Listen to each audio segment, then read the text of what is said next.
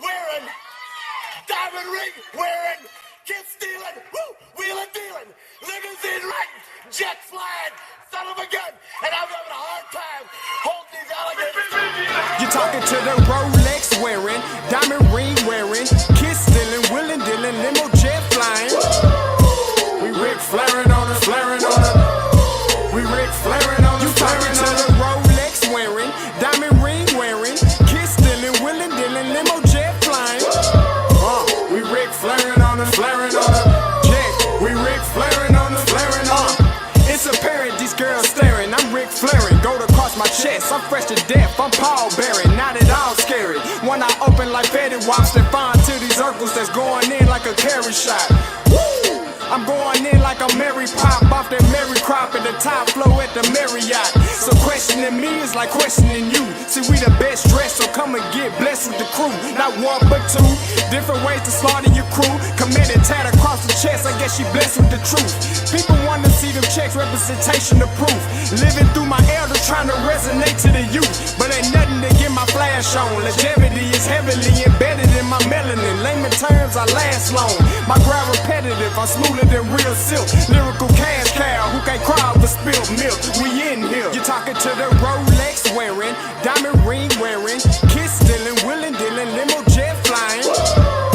We Rick Flairin' on us, flaring on us.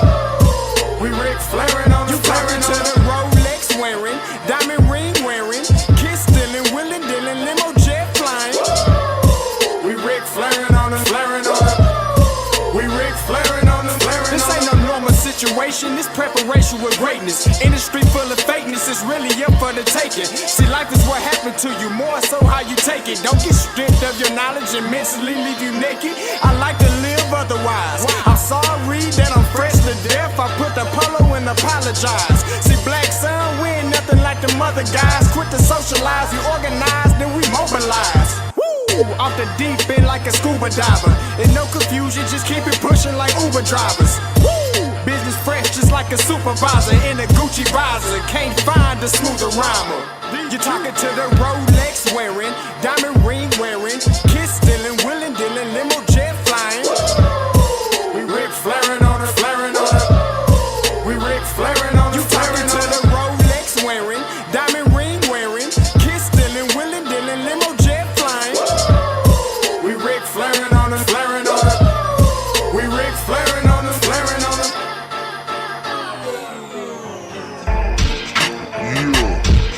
DQ, baby. Shout out that boy Nigga for that fire track. Hey, Black Sun, sun up.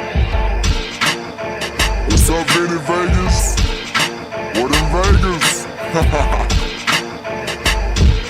Yeah. Shout out Pharaoh's Kids. D-Phase. Yeah. Bubba C. Yeah. Rick Flairin' on him. Rick Flairin' on him. Rick Flairin' on him. Rick Flairin' son up, baby.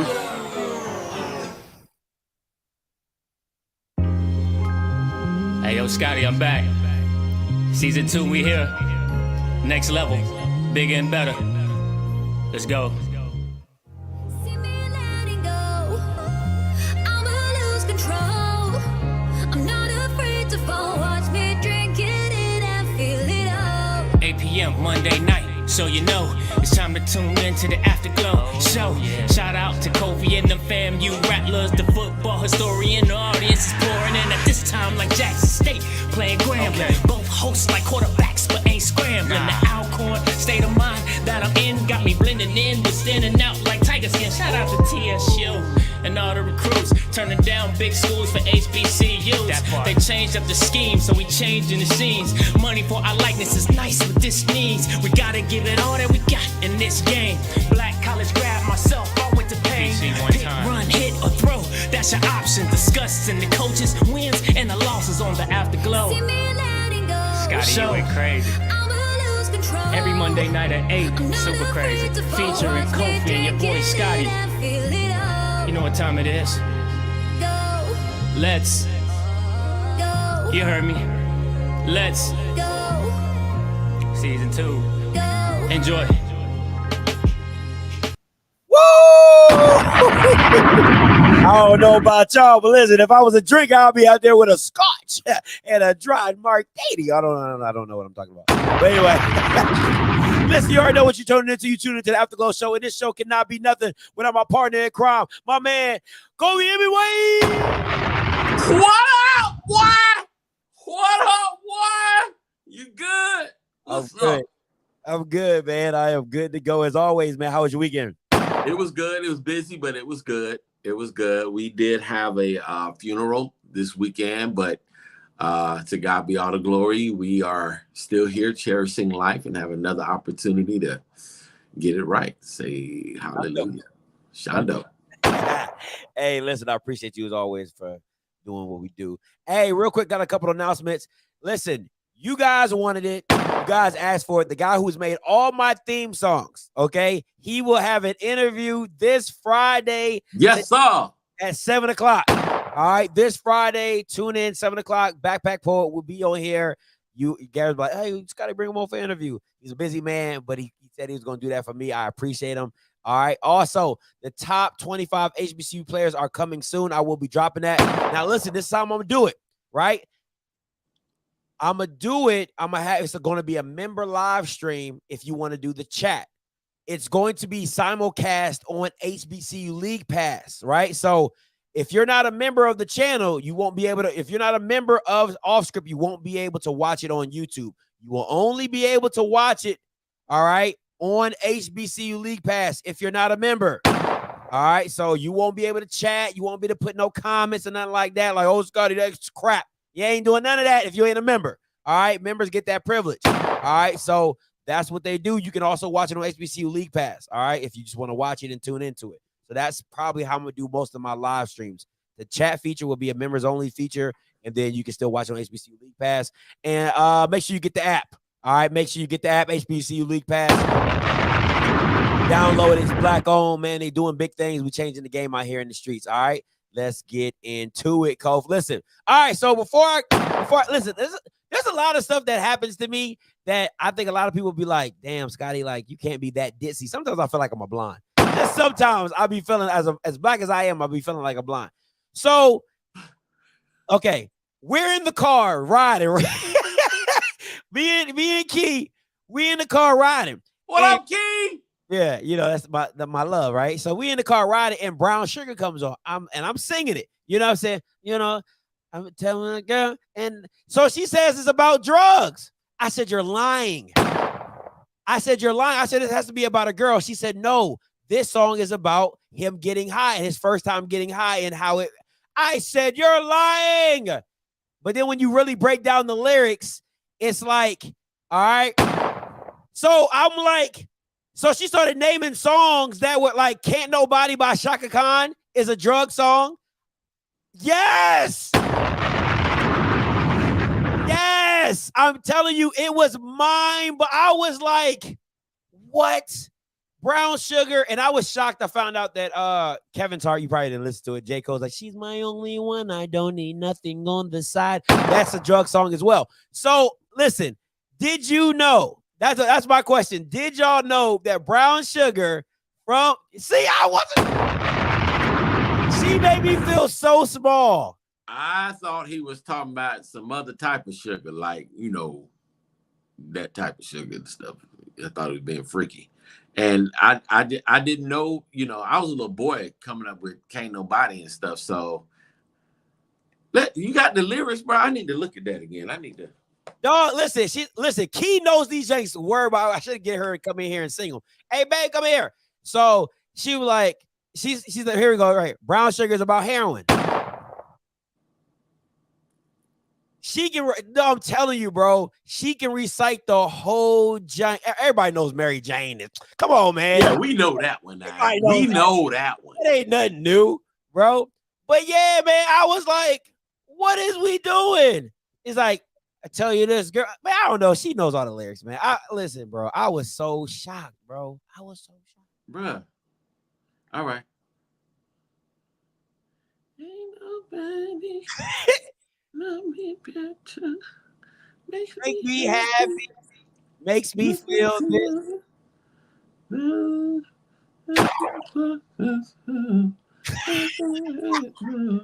Happened so naturally, did not know. That ain't talking about no drugs. I'm telling you, man. I didn't know Candy was about drugs. I did not know that. The Cameo. Candy who? By Cameo? Yeah, I didn't know that was about drugs. See, somebody says, see, look at all the stuff. Look at all the stuff that be about drugs. Now, I know she had a drug problem, but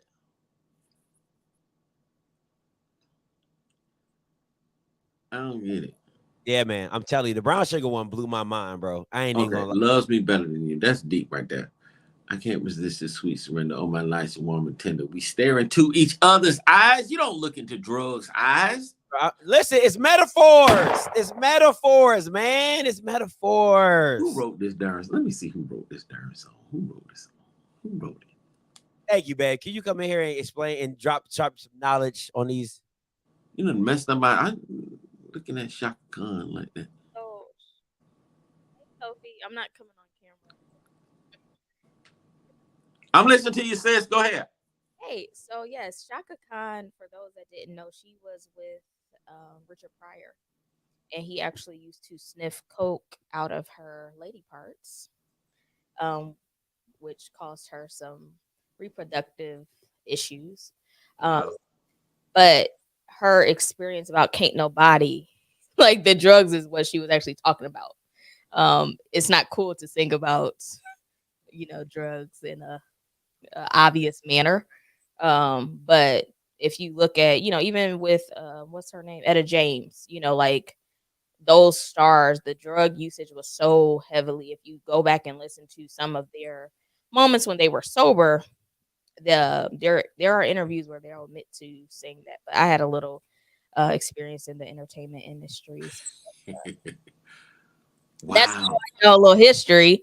But yeah, I just thought that brown sugar, I thought everybody knew that. And I'm not in rap or hip hop like that, so I wouldn't have known about it. I ain't know that. Nobody, I knew that brown sugar, yeah, that was about heroin. Because like D'Angelo was Angie Stone's baby daddy. And she was writing some of his hits. So that boy grew up in the Church of God in Christ. Now, Kofi, I know that you have a lot of church history, sir. You know what happens in them church basements and them back rooms before the choir and the preachers. That boy grew up Kojic and everything and singing about some brown sugar, talking about. Tell you about okay. He met her the story of how he encountered. So if you go back and actually listen to the words, he's telling you when it started the first time and how he was hooked on her. But everybody go ahead and get those likes up. I would hate to put on my special glasses and come down here and take Scotty's chair and interrupt the Afterglow show, but I will do it. Wow. Yeah. I'm just, my mind is blown, bro. I'm in a totally different space now. I'm sitting up there like, Lord Jesus, brown sugar, D'Angelo. Let me look at let me go ahead and break. Kofi, let me ask you this while I'm here. Have you ever had a grilled peanut butter and jelly sandwich? A grilled peanut butter and jelly sandwich? Yes. No, I can't say that I have. Bro. No. It will change your whole life. It's dumb. Who does that? I do it. Who does that? The point of your life does it. Yeah, but it's quite cool. It's not? It's not. You haven't tried it. Peanut butter and jelly had no issues by itself. It enhanced it, actually. The melted butter, the caramelization. Yes, that MF was busted. Bless your heart, Chris. Who had that? That's nasty. Okay. Y'all need to get some culture. I had a girl peanut butter and jelly, and that thing is lit. Right, exactly. Brown sugar, babe, I get high of your love. Okay. I can see that. Now you got me looking at brown sugar like that. I'm sitting up there like, man, I just thought that was like the black girl anthem. You know what I'm saying? Right. When you was trying to get you a lady, you say, I tell you this girl better than Philly, and her name was Brown Sugar. Yeah. So we were making love constantly. Say blood burgundy. Yeah. Man, that's some country stuff, bro. That be I be kissing when I'm kissing what I'm missing. Won't you listen? Brown sugar, man. That's some Yeah. country stuff, man. Grilled. Why? Peanut butter and jelly is great by itself. Who has to add on? Come on, man. That's just weird. That's just beyond weird. But that was some did you know? We just listen, man. I'm gonna tell you, me and Keith we were talking about everything. Bro. When she told me that, I thought my whole world crashed when Bruh. I said You don't understand. I'm sitting up here like I'm literally researching it right now. I'm sitting up here, just like, dang, bruh. Like, boom. Man, yeah, it changed my life. I was like, Jelly time,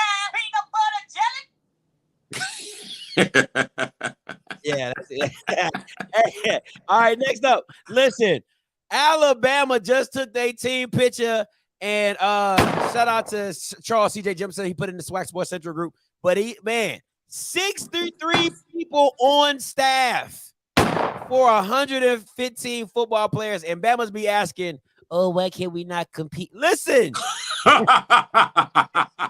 got people for the people. Okay, they got staff for the staff. This staff is staffing. They got coaches for the coaches. Coaches for the coaches, boy. What do you need with 63 people? Come on, man. What are we doing, bro?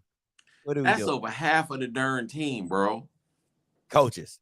That's a 2-for-1. You got a coach for every 2 players. Yeah, that's like a classroom. That's better than the classroom side. Come on, that's private instruction. Yeah. That's crazy. That's crazy, bro. That's crazy. Now I know some of them are nutritionists, some of them are strength and conditioning, but a lot of those guys are out there on the field doing film study, research, recruit. Man, 63. That's a lot of people. That's a lot. Hey, but when you listen, man, when you got the funds to do it, you got the funds to do it, man. You got that's 63. Listen, make me 64. I take a nice little check. You know what I'm saying? From Nick. Saint Nick. You know what I'm saying? 63. Yeah, 63 people. All right, word on the street. All right, it's not really word on the street, but it is word on the street. Scouts at camp. All right, I think this is big, Kofi. You got scouts coming in early. You know what I'm saying? Scouts were spotted at JSU and FAMU. If you see the JSU film, I mean, Dion just lets them, walk and talk to whomever. Where do you think this? I really think, if I'm being honest, I think it's Jacoby Durant, it's James Houston, and Marquise Bell. I think those 3 guys are really like, yo, these are some gems that we could have had earlier, or we could have got. You know what I'm saying? Because Marquise Bell is doing a great thing down there at Dallas. In the D. All right, Jacoby Durant is leading all people in picks in his practice, and then you got James Houston, which is pretty much unblockable one-on-one in any drill. So where do you think all this excitement is coming from, Kof? I think it's coming from their productivity. I think in addition to that, their eyes are now open to, I want to say, HBCU football in a way. I think Deion Sanders has brought that measure of accountability to HBCU sports, and now they're taking it serious because they see the productivity from our HBCUs now. Not to mention that many of the players, I say over 50% of the roster at JSU right now is former FBS players. Facts. Same thing at FAMU, same thing at Alabama A&M. So these kids and these young people have draft grades already. So they're tracking the whereabouts of these players so now that they know this is an excellent possibility. Well, excellent possibility for future recruits to consider HBCUs, because now they're actually getting looked at. Yeah, they know that they're getting looked at. They're getting the research is being done on them ahead of time. So this is an excellent possibility for our HBCUs, and I think the sky's the limit. I'm going with Mr. Campbell because I feel like, the thing about scouts is that can you find, and I don't know if anybody's seen the movie Hustle on Netflix.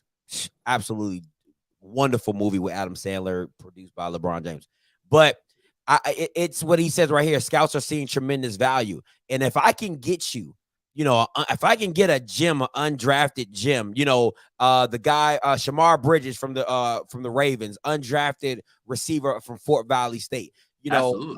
You know, I believe FAMU's Keenan Forbes is at Seattle in the Seattle Seahawks. Correct. I saw his interview with one of the HBCU guys. So it's just little things like that. If I can find value in these players and I know what there is, or I know that, hey, we got a gym down here in some of these schools, I think that makes them more apt to reach out. And because listen, guys, undrafted, I know people want to be drafted. Undrafted works just as well. You might not get all the money you want. You might not get that guaranteed contract that you're looking for. But man, listen, like Keenan Forbes says, just get here. That's all he said in his interview. I think it was with Bayi, B-A-Y-I. He's on Twitter. He did an interview with Keenan. He said, listen, man, what I would tell to Isaiah and Xavier, just get here. It is worth it. It is life changing. You know what I'm saying? From what you experience at an HBCU level to a professional level, he said, man, it's a night and day difference. So having just, you know, even if you're not a draftable grade or anything like that, just keep pushing, keep working hard. And the possibilities are in this if you work hard, because I'm telling you, you know, who else? Marquise Bell is showing up and showing out. Story Jack showing that up. Is, I'm sorry. All of them. No, you're good. But go ahead. No, it's so strategic, though. You know what I'm saying? Like, you could not have told me that Marquise Bell was not going to get drafted, right? He should have gotten drafted. But to get him as an undrafted free agent on a rookie contract and not have to pay him for the next 2-3 years is huge. You know, imagine the productivity he's going to be able to bring to the Cowboys. He's only going to get better. Like, that is huge, bro. Listen, I think people got to understand, you know, people are saying it's a business. People saying they're undervaluing us. Listen, man, it's 256 picks. I think that's the number, 256 or something like that. You know how many? Listen, there's 256 players in the Big 12.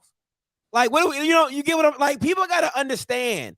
This is a numbers game, okay? Like, you're not going to be able to. Not everybody's going to get drafted. Everybody you think is supposed to get drafted. What happens is you make the opportunities. Tony Romo, undrafted, became one of the highest paid players, one of the greatest undrafted players in Dallas Cowboy history. Undrafted. And I'm not saying because he's white or whatever, but Sean Payton did have an affinity for him. But at the end of the day, he had the opportunity and he stepped up and did something with it and made all the money. Now he's an announcer making $10 million, $20 million a year for like 10 games or something stupid like that. You know what I'm saying? So it's just about getting your foot in the door. You want to be looked at to get your foot in the door, because once your foot in the door, that's when football becomes football, and it's the draft grades go out the window and you go out there and make freaking plays. Go out there, show your worth, make plays, do what you do. All right. That's what it simply is. And I think HBCUs are doing that. And I think, like Mr. Campbell said, they're finding value in what, you know, in what the talent they see down there, which is always has. All right, listen, huge addition. Alabama A&M has come out the woodworks. I know Blue could probably talk about him a little bit more. I know he was a walk-on at Alabama, so I don't want people to be like, oh my God, no, he was a walk-on, okay? A 3-star walk-on at Alabama. But if you do go to YouTube and type his name in, you can see him practicing. Now, I don't know who he's practicing against. Blue can tell you that, all right? Blue can tell you that because he's going to get some old linemen. But listen, they had an issue in the trenches. They are addressing it. This is a huge pickup. I don't care on any level. The dude's big. He's athletic. Like I said, if you go watch Kyle, man, exactly. If you type his name in, you can go watch him see practice. For a big guy, he has some good moves, has some good hand placement and things like that. What do you say to this, Kof? Oh, that's huge, because the game is won in the trenches. And, just watching every time I watch that Alabama A&M Jackson State game, I'm just reminded.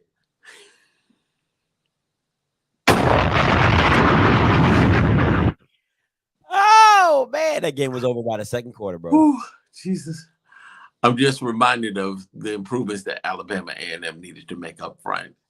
And he's addressed that. But that's going to be huge for them in the trenches. And, quiet as it's kept, that's why East is going to be just nuts, bro. It's going to be nuts. Now, I'm going to have to backtrack real quick, and I'm going to have to do another little version of Word on the Street. All right. So, word on the street, Alabama State is they're not looking the best. I got a source. They hit me up and was like, Scotty, they think that let me take this down, put the banner up. They think that what's his name? The real estate agent, Eddie Robinson, they think he's over his head. They think that he is over his head at Alabama State. And rightfully so. He's never coached. He didn't coach high school. He said he coached his son's baseball team. You know what I'm saying? So, word on the street is that he's overwhelmed and nobody still doesn't know. And I don't think anybody knows who the defensive coordinator is. So what do you think Alabama State goes if this is a disaster? You know what I'm saying? Like, this has to work for them. Otherwise, they're going to be set back for another 3 to 5 years. They've got to find a way to get this to work, because again, being at FAMU, I've seen this before, right? We had Billy Joe, who won championship after championship. Then we went from Billy Joe, we had a presidential turmoil and people trying to get that. So the president made a decision. We're going to get rid of one of the winningest coaches in history and go in a different direction. So they went with the Reuben Carter route, who had never, at least he coached though, okay? He was an assistant coach. He was an assistant coach. He was never a head, but he was an assistant coach at Howard University and had been at HBCU, played for the University of Miami. But his communication skills were piss poor, but he had an eye for talent. So then here comes Joe Taylor. Joe Taylor comes in, win a couple, won a conference title, blah, blah, blah. Then after that, then we get, who do we get after? Oh, Earl Holmes, who had never been a head coach, had pro experience, but had never been a head coach before, and we were on probation. So you couple all of that together, and it's a recipe for freaking disaster. Then after Earl Holmes, we got, what's that man's name? Alex Wood. And he, bruh, it's just a cycle of dysfunction, but this is what happens when you get non-football people making football decisions. So I hope that they find a way. I hope Eddie Robinson finds his grounding after they play FAMU and, these other places, but that's not a good look. I hope he figures it out. Y'all don't want me to do that. We've already run that before. We know Damian Craig, Hugh Jackson, who else? Rod Woodson, the XFL coach at this present time. But if I'm being honest, I think Rod probably would have dipped if that XFL position would have came open and they reached out to him. He probably would have dipped, so you probably would have been back in the same spot anyway. My Jay Hobson, you know what I'm saying? So, I think Cedric Thornton was also up for the position as well. The dude, Reginald Ruffin at Miles. Oh, yeah, that would have been. I think that would have been a great hire. I think that Reggie Ruffin hire is essentially what Dooley was for Southern. I think if you put Reggie Ruffin in that position, he's been at Miles. He rebuilt that whole program at Miles in the state of Alabama. Come on, man. Like, I think he deserves the position. But this is my thing, right? If this backfires on Alabama State, listen, that AD got to go. That AD, because this is a Omega move. If you, hey, my boy's an Omega, you Omega leaf F this all up. And you need to get your hooks, take your hooks, all your hooks, you and your boy, get your hooks and get gone. Because that stuff has to stop. You can't be like, oh, that's my guy. We line brothers, we this, we that. No, is he the right man for the job? No, he is not. In Alabama State, and BJ says this all the time to me. He's like, if Alabama State could just get their head together with the resources that they have, with the facilities that they have, there's no reason they shouldn't be a top player in the conference. But they keep doing dumb moves like this, and I can't call it all the way down. I gave it a D when the hire happened. I gave it a D. But we still have to see it play out in the field. But if it does not, if it goes south, if it goes south, you literally just wasted probably the hottest season of the SWAC and where any coach probably wanted the position. Because you're going to have to give him 3 years. You at least going to have to give him 3 years. So that's 3 years. You're going to be effing it up. They're going to give him 3. If he messes up this year, he has 1 more year. They don't play around at Alabama State about stuff like this. They will get rid of you. Not if you're Omega. Not if you're a Q. Not if you're throwing hooks up. You know what I'm saying? Let me not stop if I get beat up somewhere when they now they don't play about that. Now they, you know what I'm saying? Like, listen, they play about a lot. I play about a lot of stuff, but they play about them cues, boy. They'll find you. Whatever. He need to be able to coach. You know, he need to be able to coach. Straight up. Talk to me about this, man. How do you feel? JSU, Deion Sanders is always changing the game. Jackson State being innovators when it comes to promotions and sponsorships. Talk to me about it. How do you feel when you heard about the news? Thought it was great. It was a great idea. Great concept. And obviously, but they're not the first college to do it. Obviously, this has been out there. But it's another avenue. And if American Airlines is willing to jump in on that, I say kudos to them. I think it's great. Jackson State fans like to travel. But you know, and obviously to have a sponsor like that for athletics is huge. So there'll be copycats and people following this, and I think it's great so that people can start thinking outside the box in terms of getting underwriting for travel, as well as additional discounting for travel, not just for the teams, but also for the fans, because J-State fans love to travel. So many of them are up in the Chicago area, up north in Detroit, up north in your big cities up there. So if they can make it down to a homecoming or to a classic or two, that'll be huge. That's big. Flying out of Jackson is not cheap. They got potholes. They got potholes on the runways. That wasn't me with the pothole joke that time. Now, I didn't say nothing about potholes, but they already know, right? I'm done. I'm sorry. Okay, let me because you know I don't want to put nobody on the hot seat if they don't need it. Listen, Jason Cable, if this wasn't your hire, Jason, I apologize, my boy. My bad. If this wasn't your hire, if this was the president guy, the president got to go. All right. Somebody, if it wasn't your man, that's cool. All right. That's too. I will apologize for that. I don't want to put nothing on somebody that don't need to get put on. All right. But now, I love this, right? I do absolutely love this. But absolutely. This is the question that I have, right? And people are gonna be like, Scotty, why you keep beating this horse? Because it just keeps dawning on me. So let me get this straight. Schools can do their own sponsorships. Schools can do their own jersey apparel deals. Schools can do their own content on YouTube, but schools can't do a media contract. I'm gonna say that one more time. Schools can do their own sponsorship deals. Schools can do their own apparel deals. Schools can record and push their own content, but they can't make their own media deal. Something about this just isn't making sense to me.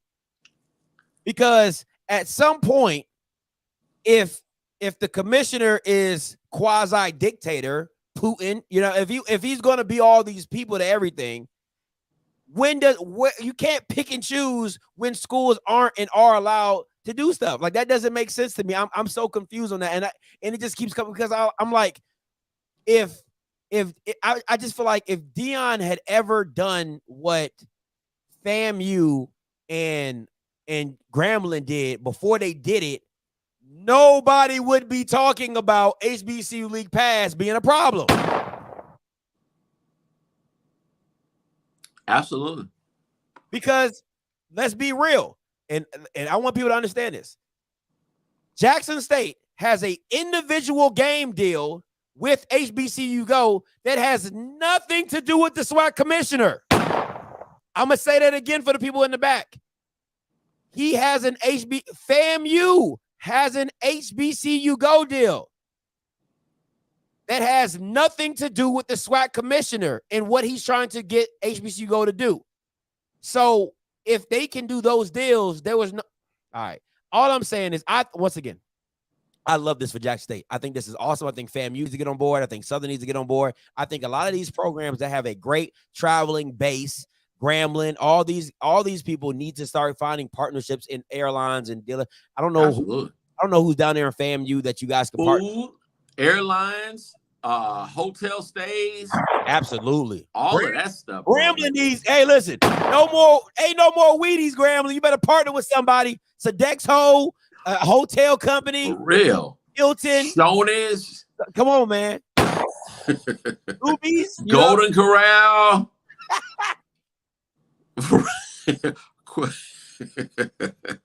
Shoot, Chicken Express. Longhorn Chicken and Chick-fil-A. Hey, man. McDonald's. Somebody. Feed these kids, man. Stop playing with these, man. Feed these Bamas. Stop playing with us. But Kellogg's.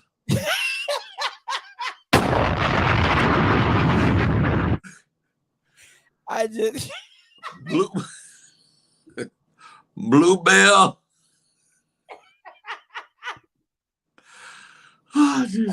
Oh, somebody feed these kids. Oh man. Anyway, but somebody said Piccadilly. Piccadilly, Morrison's.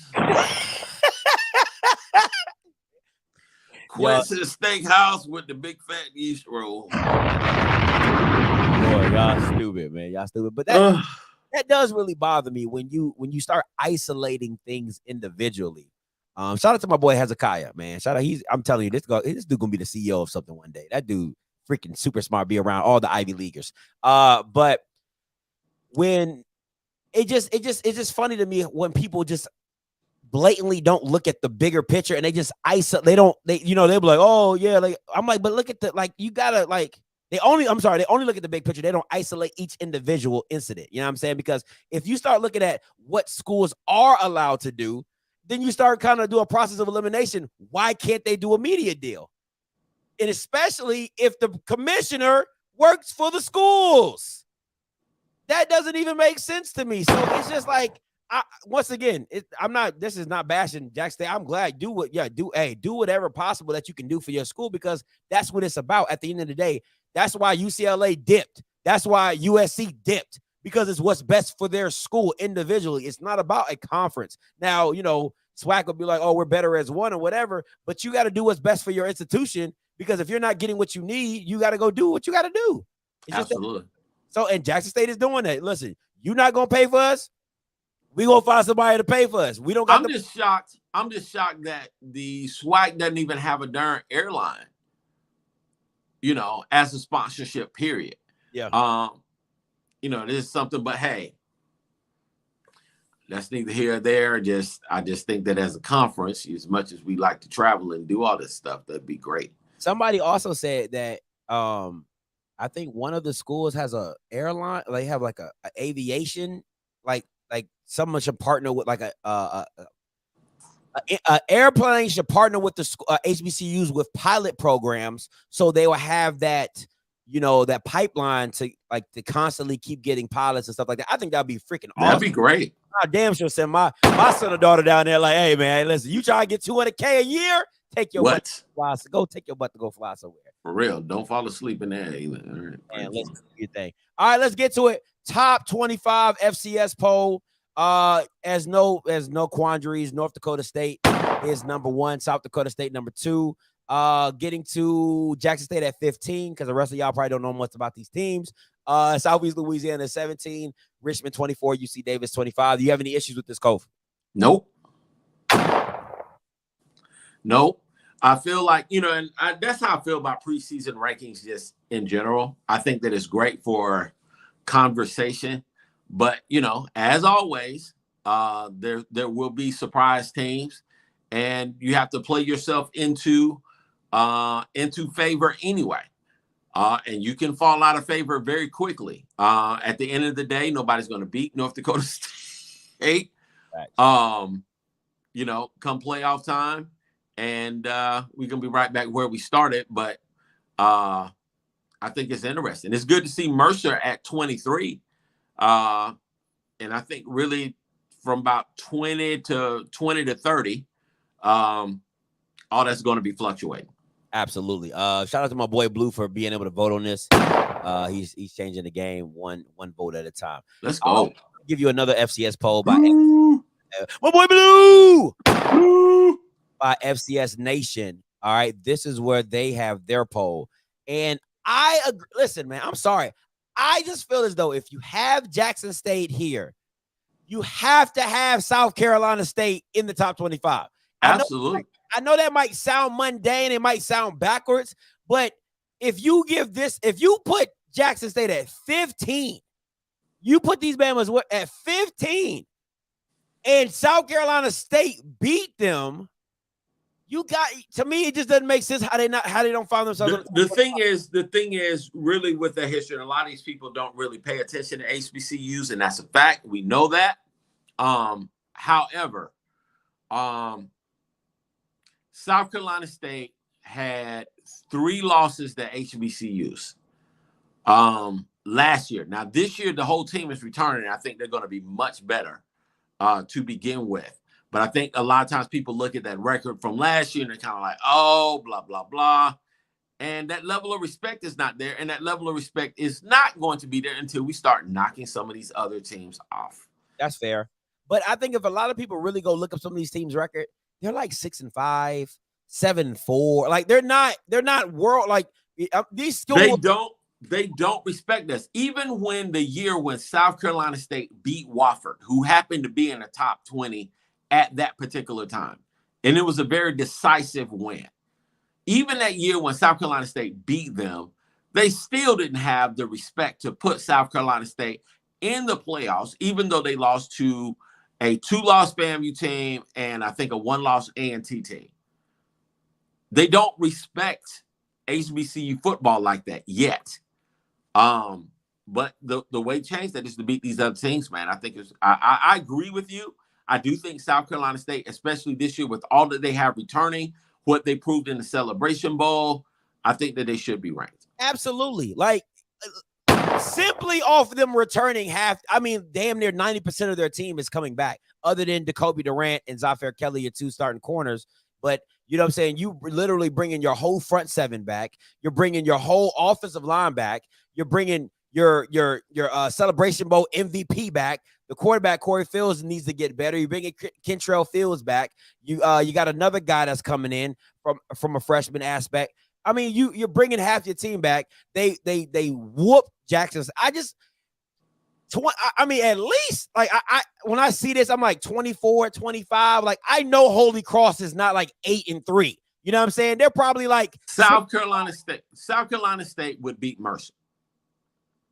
I'd be willing to bet South Carolina State would beat Mercer, and I definitely think Jackson State could beat Mercer. Mercer's 18th. I think South Carolina State would give Kennesaw a run. I think Jackson State would give Kennesaw a run. I think FAMU matches up good with Kennesaw. Oh, shoot. Nah, I'm lying. Holy Cross went like 10-3 last year. I can't even fake on them boys. Still, bro, South Carolina State should be ranked. That's really the bottom line. Who is USD? Who is that? I don't know who you. University of South Dakota? Nah, I don't know. So yeah, they like 10-3. Ooh, let me shut up. Let me see what Weber. I mean, because if they 10-3, you gotta like, damn, 10-3. So yeah, Alcorn plays Stephen F. Austin this year, right? Yeah, they rank number 10 at home. So that's an opportunity. That's a huge opportunity. Because I don't want Blue to get up in here talking about Scotty. Shut up, like. These dudes got some good records. Like, shut your ass up. Like, I definitely don't want that conversation with. Okay, like Weber's 6-5. You know what I'm saying? Okay, so you know what I'm saying. So I just want to be very clear. Weber is 6-5. Where is Weber? I don't know. So, but you know what I'm saying. But Weber's 6-5. So I got one of these Bamas right. You know what I'm saying. So with that being said, I'm like, come on, man. Like you can do better. They can definitely do better. I agree. I feel South Carolina State should have been top 25. That's just my personal opinion. I agree. But I like this one. FCS Nation, make sure y'all go follow him on Twitter. Good dude.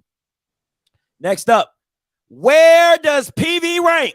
All right, we got listen, because PV was talking a lot of smack. All right, PV fans were out here trying to call me out like they about something about I'm clout chasing for PV. PV, who gives a damn? So since they want to talk, where does PV rank? These are my guest records for these schools. So I got Grambling at 6-5. I got Southern at 9-2.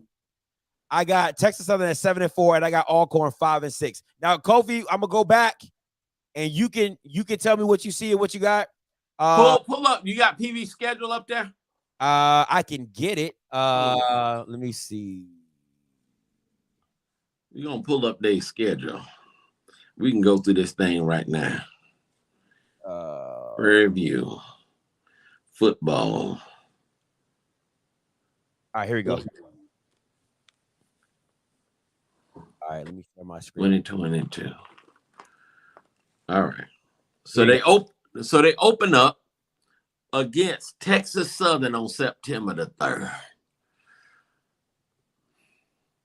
That's gonna be a loss. Okay. I say it's a toss-up. Because I'm not fully. I believe in Andrew Body. I'm not sold on the defense yet. Okay, so my question would be this: Who do you think Prairie View has to counteract? What quarterback do you see? Because if you talking about Conley, that's the same guy that was in the SWAC championship that threw the ball and the ball went backwards. And I ain't never seen that. I have never seen somebody throw the ball and the ball go backwards. So that's one time with Tampa Bay Bucks. We're not gonna talk about that. So that happened. So you know what I'm saying. So the quarterback matchup. Texas Southern. This is a statement game. So let's say I'm gonna be willing to say Prairie View wins that game, right? Okay. I'm gonna be willing to say Prairie View wins. All right. So let's say they 1-0. Abilene Christian. That's a loss. That's a loss. So they're 1-1. Incarnate Word, that's a definite loss. 1-2. Alabama State, 2-2. I'll give them a win. Huh? I say, yeah, I'll give them a win on that one too. Okay. So they're 2-2. At Grambling, Loss. 2-3. Versus Southern, Loss. 2-4. At Lamar, Loss. 2-5. Cookman should have beat them last year, 2-6. Alcorn. At Alcorn? At Alcorn. 2-7. At No, Arkansas. No, that's at PV. It's yellow. That's at PV. That's at PV? Yeah. Okay. 2-7. 2-7. Alcorn gonna beat them. All right. 2-7. At Arkansas Pine Bluff. Win. 3-7. At Miss. Woo. That at Miss. See, that's what I said. At Valley. We ain't talking about because they beat them at PV. So now you're bringing that to Valley. That's a loss. Yeah. What was that record? That was 3 and what? I gave them that. I gave them 4-8. I gave them 4 wins. I gave them 3 and. I gave them Alabama State, UAPB. I gave them either one between Alcorn or Bethune, and then I think I gave them the Valley game as well. I gave them 3.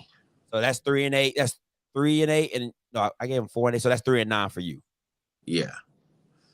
That's a tough schedule, Prairie View. Come on. I mean, really and truly, you have a transition in coaches. Nobody knows about your quarterback play, and that's really going to be key.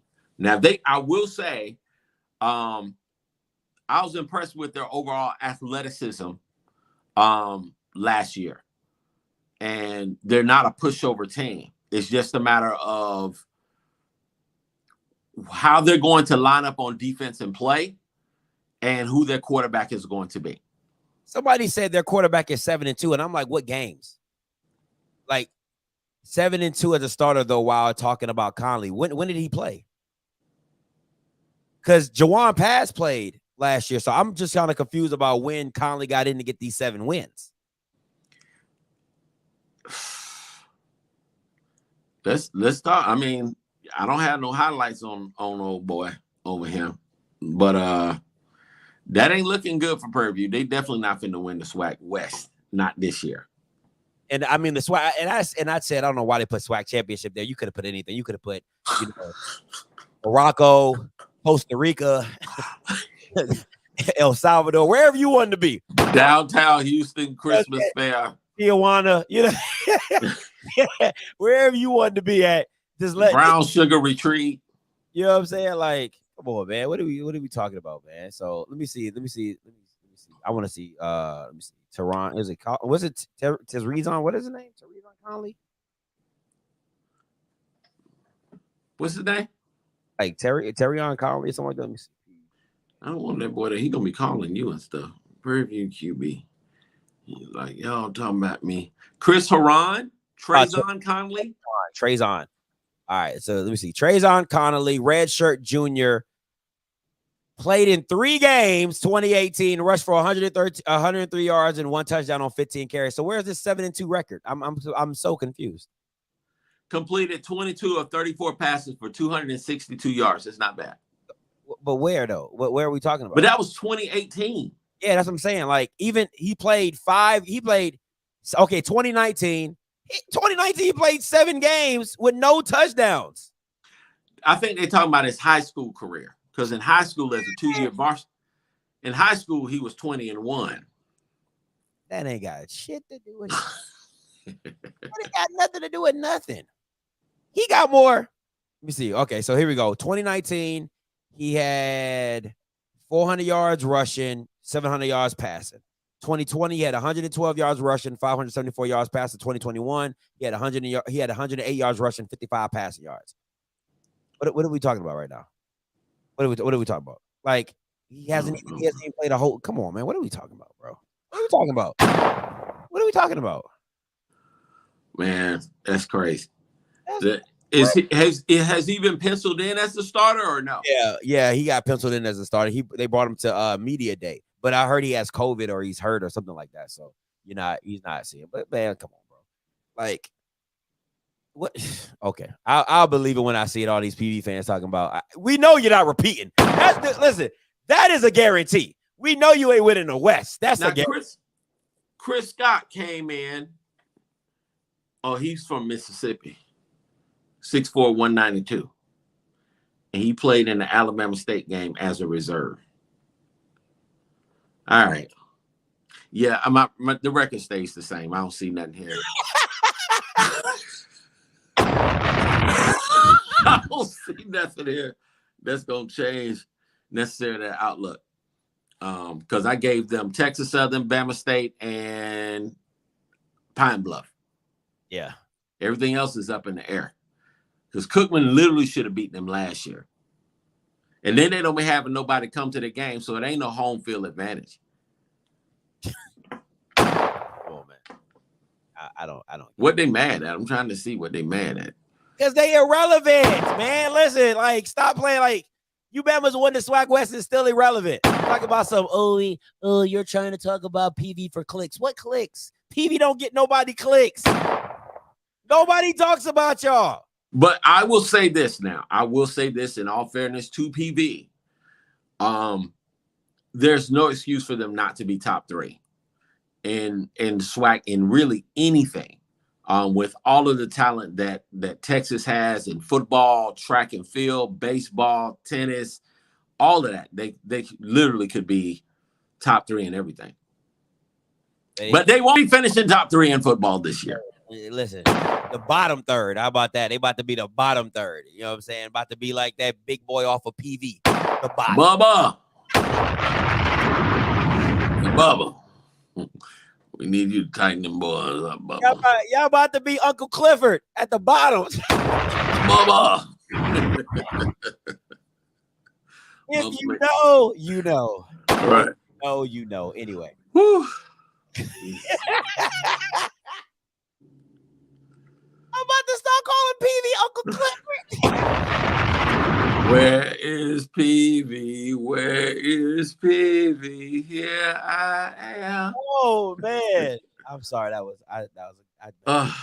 You're on a roll tonight, bro. Man, I'm feeling it. You're on a roll. Hey, 7 again. 7 again. Let's get it. All right, listen, we doing 3 things. All right, 3 things. This is the last question of the night. 3 things I know and think. Okay, Kofi had his added to the mix. All right, 3 things I know, 3 things I think. This is mine. First up, you already know. Andrew buddy. OPOY.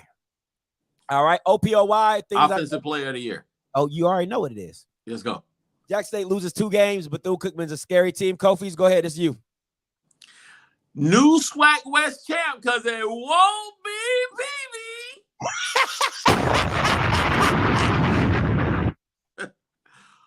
All right. Hugh is off the chain, but he gonna struggle this year. It ain't gonna be no obvious. They ain't finna dominate the SWAC West. And I think he's gonna find that the coaching in the SWAC is legit. And the athleticism in the SWAC is also legit. I don't think he's going to go 10-1 by any stretch of the imagination. I think they're gonna have about 4 losses. Yeah, BCU is much improved. Much improved. And watch out for them Wildcats. Yeah, man. Listen, man. I don't know what y'all be smoking in Texas because I know it's legal. But if y'all think Bama's is really hating on PV, y'all are so deluded. I love PV. They're very intellectual, but see that whole intellectually dumb. That thing is, at the end of the day, that whole 80 loss. How many losses did they have in a row? 80.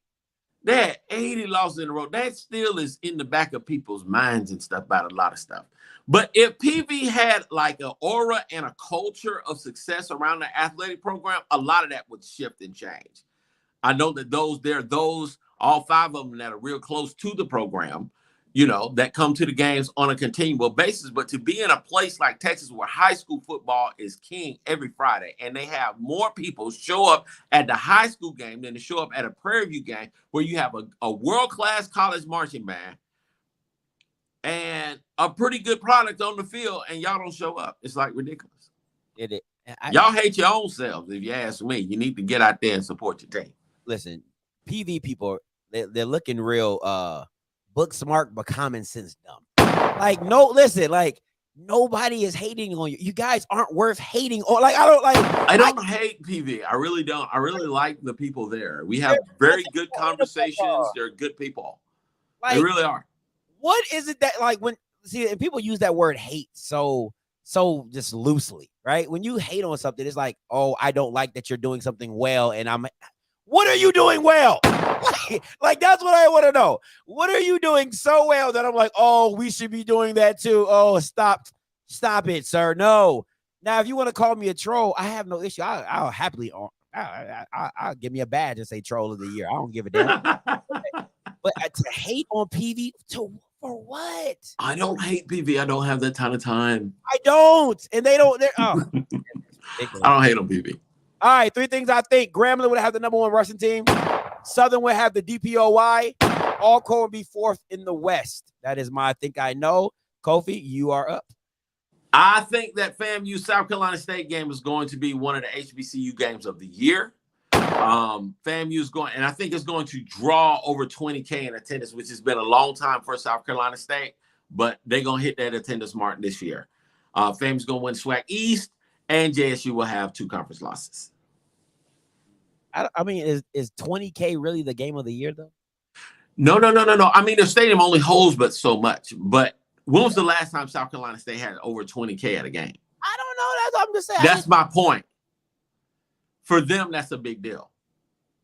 Okay, that's fair. For Orangeburg, that's a big deal. All right, JSU will have 2 losses. All right, cool. Call lines open. 51. I want to say 516 so bad. 518-263-8124. All right, 518-263-8124. You can talk to us about anything today that we have talked about, and ask me and Kofi any type. Like and share. Awesome. All right. Also, Tylenol. The Headache Hour is brought to you by Tylenol PM, sponsored. One of Coach Green's sponsors for the Headache Hour. Tylenol PM. Make sure you get. So if you got to step away and get crack, cocaine, weed, Tylenol, brown sugar. Extra brown sugar. Hey, whatever you need to get to the call, we are more. We'll happily take that opportunity. All right, Coach Green, you're up. Hey, call you out. For starters, Mr. Cofield, we're not gonna talk about heroin because we don't do that here. I got good sponsors, so we're not gonna do that. And I wanted to make another announcement. I got a new sponsor. This is for the ladies, because the ladies love to use Motrin. So I got Tylenol, Extra Strength, and Motrin. Just to put that out there. Motrin or Motrin? Like, because it sounds like you say like Motrin. Motrin. Okay. Motrin. Gotcha. Hey, my New Orleans accent kind of make it sound different. That's all. All right, go ahead. But anyway. All right. For starters, the rankings. I like the rankings. I see we got I don't know how long it's been, but other than Jackson State, we got 3 other teams that got votes. So I don't know how long it's been since we had that many teams getting votes. So we got FAMU, South Carolina State with 13 votes, and North Carolina A&T with 4. So I like what's going on, and they need to give South Carolina more respect because they've been disrespecting South Carolina for a long time. I agree. Long time. Yeah. All right. Something I need to get to because I need Scotty to actually, use all of his journalism skills when it comes to this.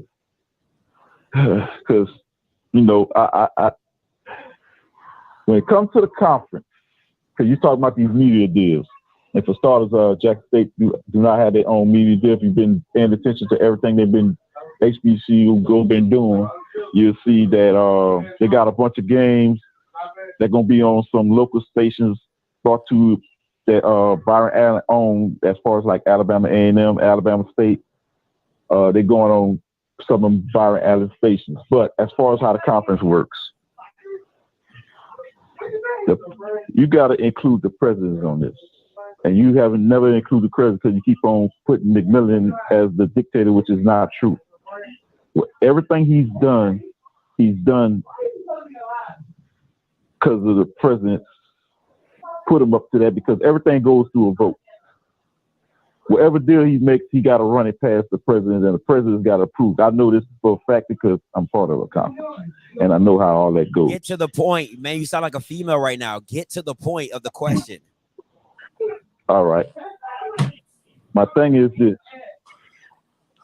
the president, because when you sit there and talk about what Grambling did the Grambling president did the Grambling president ever come out and defend HBCU? Go saying, we did this, blase.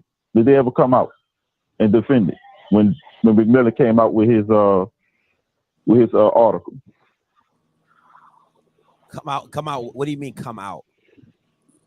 Come out with did the president of Grambling State come out and defend from what McMillan said? Say, McMillan is wrong. Did he ever come out and say that?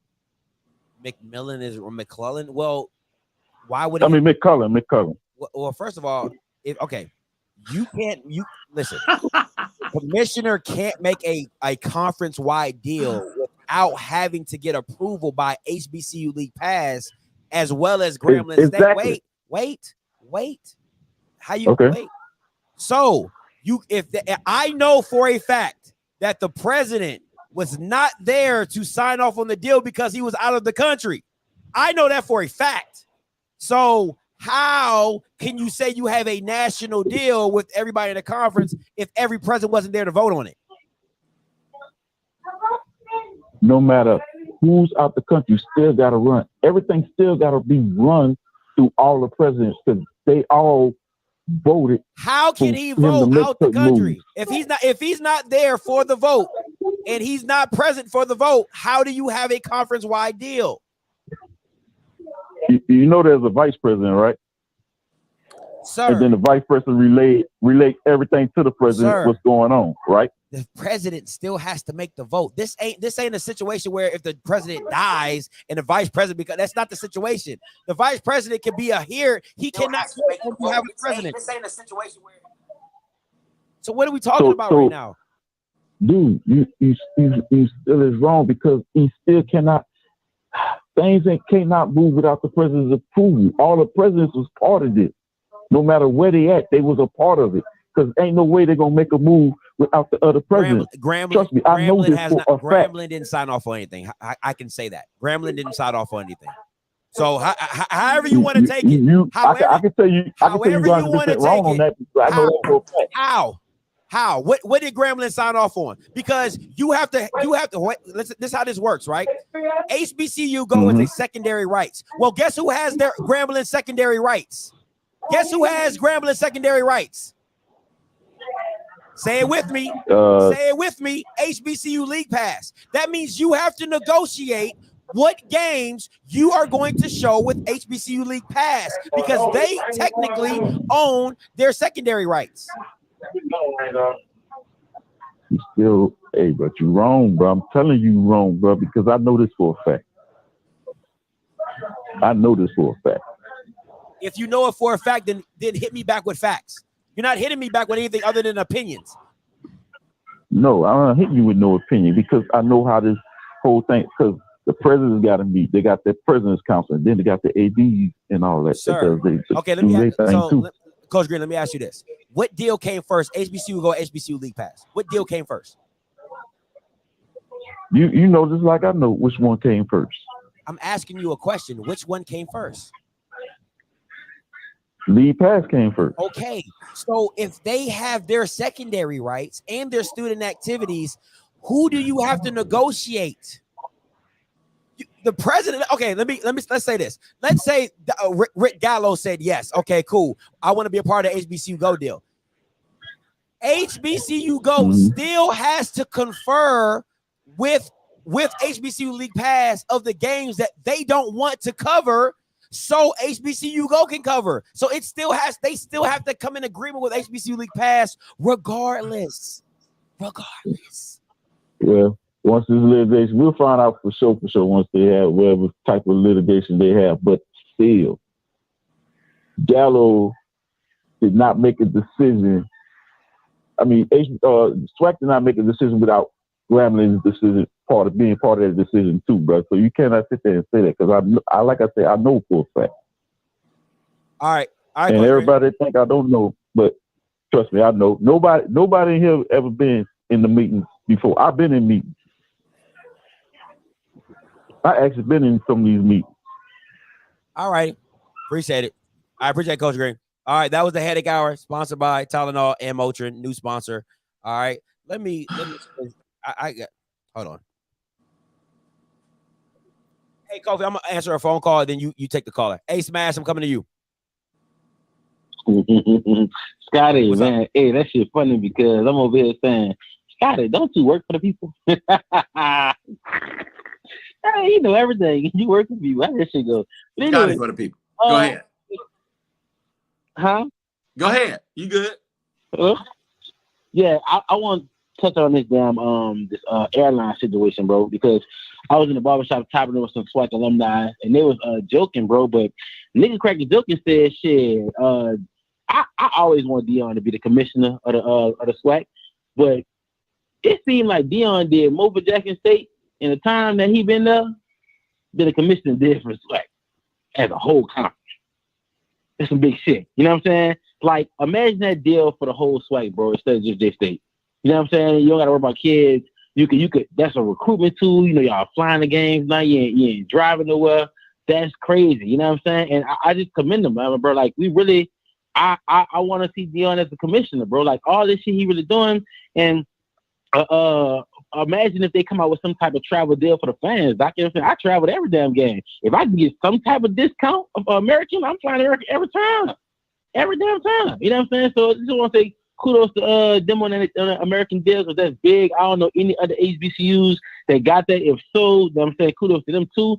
But I just feel like that's ridiculous how much impact this guy got for one school, and the whole SWAC could have used that. You know what I'm saying? Like, that's crazy, man. That's my time. Hold on, Sebastian, before I get you go. Let me ask you this though, and I got to play devil's advocate on this one. If you're American Airlines, do you want the whole SWAC? You see what I'm saying? Like, man, listen, it's Scotty. All right, I don't know who worked the deal out, but I'm blaming Dion, and I know he got something to do with it. You know what I'm saying? But to my point, if you was the commissioner, fool, do you understand like how much? I get you saying everybody don't travel, but I take FAMU fans. Part of the reason why Bethune-Cookman and FAMU came to the damn SWAC because traveling the games is retarded. You know what I'm saying? But now we got an airline sponsoring us. Come on, man. Yeah. You know what I'm saying? Somebody this cooking with grease. I don't care. We talk about Jack State all you want to. That's some fire ass shit. You know what I'm saying? Like, dog, and then that would motivate people to fly. You mean to tell me we get a little discount when you go in the SWAC game? we like a little discount, right, Scotty? Yeah, You know what that's I'm saying? facts. I just feel like you gotta hear me out on this one, Scotty. I just feel like No, I that could have got you. been. Yeah, man, that could have been big for the whole conference, man. But shout out to them, bro. You know what I'm saying? But I just feel like the dude said in the barbershop, Deion doing more for Jackson State than our commissioner doing for the whole fucking conference. And if you really want to play devil's advocate, he's doing more for HBCUs than the commissioner doing for our fucking conference. So I don't know, bro. I seen that shit, my mouth dropped. I said, yeah, buddy, I'm just looking at whatever these discounts drop, and I'm gonna be the first one to post my ticket with Deion face on the ticket. Shit, who? He crazy. That Ernest Boston class, I just booked my ticket for that the other day. I spent $1,200 plus on that one weekend. So I just know what a little discount would have done for me. Are you crazy? Come on, man. Yeah, bro. I'm just saying, Scott. You know, I'm a traveler. Nigga don't be traveling like they talk, but y'all they talk it, but I walk it. And if I could have used that old deal on discount for every J State game I'm going to this year for every HBCU, man. That's real.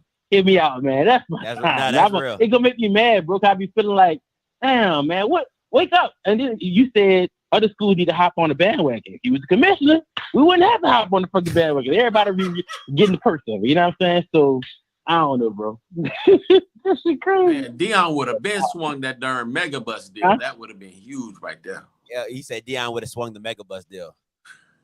Man, what? The megabus, any game between Texas Southern, Birmingham. But wait, let's talk about that. Till we talk about flights. Do you understand how much it costs to fly in Birmingham? Birmingham airport is just ridiculous for no reason. Every time I go to Birmingham, I fly to Atlanta, get a rental car, drive to Birmingham, and I still come out cheaper. That's crazy. Huh? I don't know what's over Birmingham in the airport, but yeah, it's cheaper to fly to Huntsville. Anybody, I fly. If somebody go look up these plane tickets, call me on my face. It's cheaper to fly to Huntsville than it is to fly to Birmingham. You can fly to Atlanta, have a better time, and rent a car, and they come out cheaper. Look up that damn what it is, the Magic City Class. I'm telling you, dog. But Deion for president, fuck what y'all talking about. Yeah, man. Shout out to them. That boy doing it over there. Oh boy, you stupid. Scotty, Appreciate the call, Smash. That boy, he said, hey, that's what y'all talking about. But Deion for president, that boy's stupid. I think this is my boy from Germany. I'm gonna go with him. And then 4802, you next. Hey, caller, you loud, talk to me. Yo, Scotty, yeah, it's your boy from Germany. Yeah, What's good? Yeah, I knew you. I know it's a little early over there. That's why I wanted to make sure I got you. Yeah, no, I had to talk about the top 25 polls, my guy. Talk to me. Like, so these top 25 polls are not going to change until these HBCU schools start playing these other schools in other conferences, like they do in Division I. You see how they do on week 1, week 2, week 3, and you're playing other schools from other conferences? Yeah. Why can't HBCUs do that instead of complaining about the polls? I don't think anybody's complaining so much so, but I do agree with you that they do, like Kofi said, they got to play better competition. At the end of the day, if you're not playing FCS, top FCS competition, or teams that, like, this is the thing with me, and this is the thing that bothers me, right? When it doesn't go people's way, oh, F them polls, they don't care about HBCU. And then when the polls do go their way, oh, you see us ranked, but then all the other teams are like, why are we not ranked? And then it's kind of like, if you would beat more white people, you would get a little bit more, just a little bit more shine. Then they'd be like, well, they don't take our football seriously. Well, that's the game. Like, you got to play. If you want to be a part of the rules, you got to play the game. You got to play the game. And Bama's don't want to play the game. They want to keep doing what they doing, but then they want to slide into a poll. They like, listen, these white dudes ain't watching you. Okay, Blue watching you, FCS Nation watching you, and the rest of these 50 Bamas is not watching you. So you got to play the game by playing Bamas that they watching. It's just that simple. Think about it. Like, you take Southern on a West Coast trip to an FCS school. Think about that. On a West Coast trip. You take J State on a West Coast trip. You take them other boys on the East Coast and play some of them top boys in the East Coast, like Villanovas and stuff like that. Like, think about that. And then you schedule like 3 of them games, like they do in D1. Schedule 3 of them out of conference games. You may get a lower, lesser conference opponent, but at the same time, you go get at least one of their top conference opponents. You know what I'm saying? Mm-hmm. So you're getting quality competition, and they can see all of that across the globe. I mean, not across the globe, but across the FCS nation. So they can be like, okay, They got some merit to their talent, to what they doing down there, instead of just playing HBCU schools. That's fair. Kofi, you got anything? No, man, I think that's obviously fair. I think it's something that has to happen. So we have to consider at least one out of conference opponent from a Big South, a CAA, Ohio. Well, Ohio Valley ain't gonna be around no more. But one of these other conferences, I think is absolutely Missouri Valley. Playing one of those teams is absolutely necessary if you want credibility with the posters, because they're not going to pay attention till we start kicking their tail otherwise.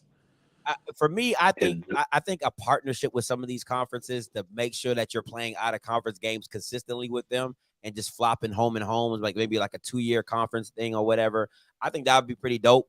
You know what I'm saying? Just so that you're getting that, I don't want to say exposure, but you're scheduling the right way to be seen by the posters. You get what I'm saying? Yeah, you're getting quality competition. So I agree with you, bro. I at the end of the day, I just feel like you can't have it both ways. You can't be like, oh, why are we not in the polls? And then they telling you, hey, you're not playing the people that we watching. And then you're like, well, who cares? It's like, then don't Crazy. Then don't care about in the poll. Go ahead, Cole. Right. No, I was just saying, it's pretty obvious, because really a game like FAMU and Mercer should happen every year. South Carolina State and Furman should happen every year. South Carolina State and Wofford should happen every year. FAMU and Kennesaw State should happen every year. That's a good game. All of that would be is rivalry building. It's within a 4-hour window. All of that would be huge. Why that hasn't happened is just, a lot of times just, I know our ADs have gone for the bigger payday. To play like a North Carolina. We've got the University of Georgia. We've got University of Florida in the next couple of years, for the big payday. But, at the same time, man, us playing those other conference teams, out of conference teams, will be good for credibility and be good for the game. Oh yeah, for sure. It'll basically be taking that model that Division I uses and bringing it down to the Division I AA. You know what I'm saying? Yeah, take the same model. Hey man, I appreciate it, bro. Get some rest, guy. Yeah, I got you, my boy. Hey, I'm gonna check out your morning show in the morning. But yeah, y'all be safe. Y'all be easy. All right, man. You too, boy. Be safe. 4802 coming to you.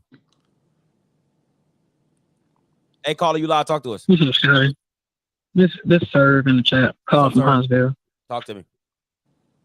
All right, I got a couple of things to say to y'all. I probably might ruin the vibes, but so first off, I think you've been real nice to PV. All day you've been saying they're gonna be 4-8. I don't see 4 wins at all. I see 1 guaranteed at best. And that's gonna be UAPB. The rest of them is questionable. They keep going. I think the Jackson State deal is really good.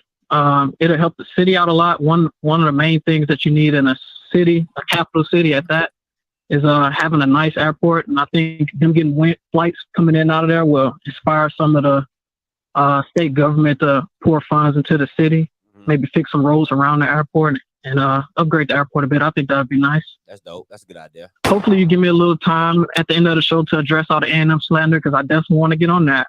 Yeah, but the last thing I want to talk about is the FCS poll. So I got to question y'all's objectivity about South Carolina State, because it's two ways you can look at the FCS poll. You can look at what they did in this prior year, and you can look at what you expect them to do this year.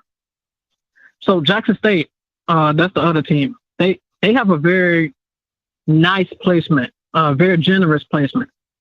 And that's based on what people expect them to do. Because last year, nobody 15 through 25 is losing to ULM. Nobody. But South Carolina State, they have 2 losses to unranked teams. And I don't think you're going to be hard-pressed to find that with all the rest of the top 25 teams. Now, I don't remember what your reason was for why you think they probably should, so I want to hear that again. I just said because of how they beat a ranked team, because Jackson State was ranked when they went into that game, and the way they beat them, because I look at it like this, right? It's like in college football, if a team at 10, because let's say Alabama loses to Georgia, well, they probably drop 2 spots. But if a Georgia loses to an unranked Cincinnati team or an unranked SEC team or Vanderbilt, they drop like 10 spots. So to me, if who loses, hold on. If who loses, I said if a Georgia loses to an unranked team, you know what I'm saying, like an unranked team out the poll, they drop. They will drop. They'll drop 5, 7, 8 spots because of how. Honestly, that's not even enough. They should be dropping more than that for losing to an unranked team. But what I'm saying, but I get what you just get my point. My point is like false. So South Carolina State was not ranked. You know what I'm saying? Jackson State at the time was ranked when they played. Right? They mollywopped them.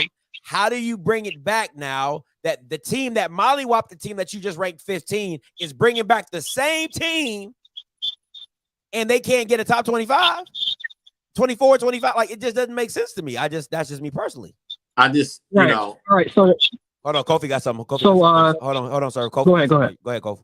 No, I just just going back to it, I just think there's the fact that with South Carolina State, they had 3 losses to other HBCUs.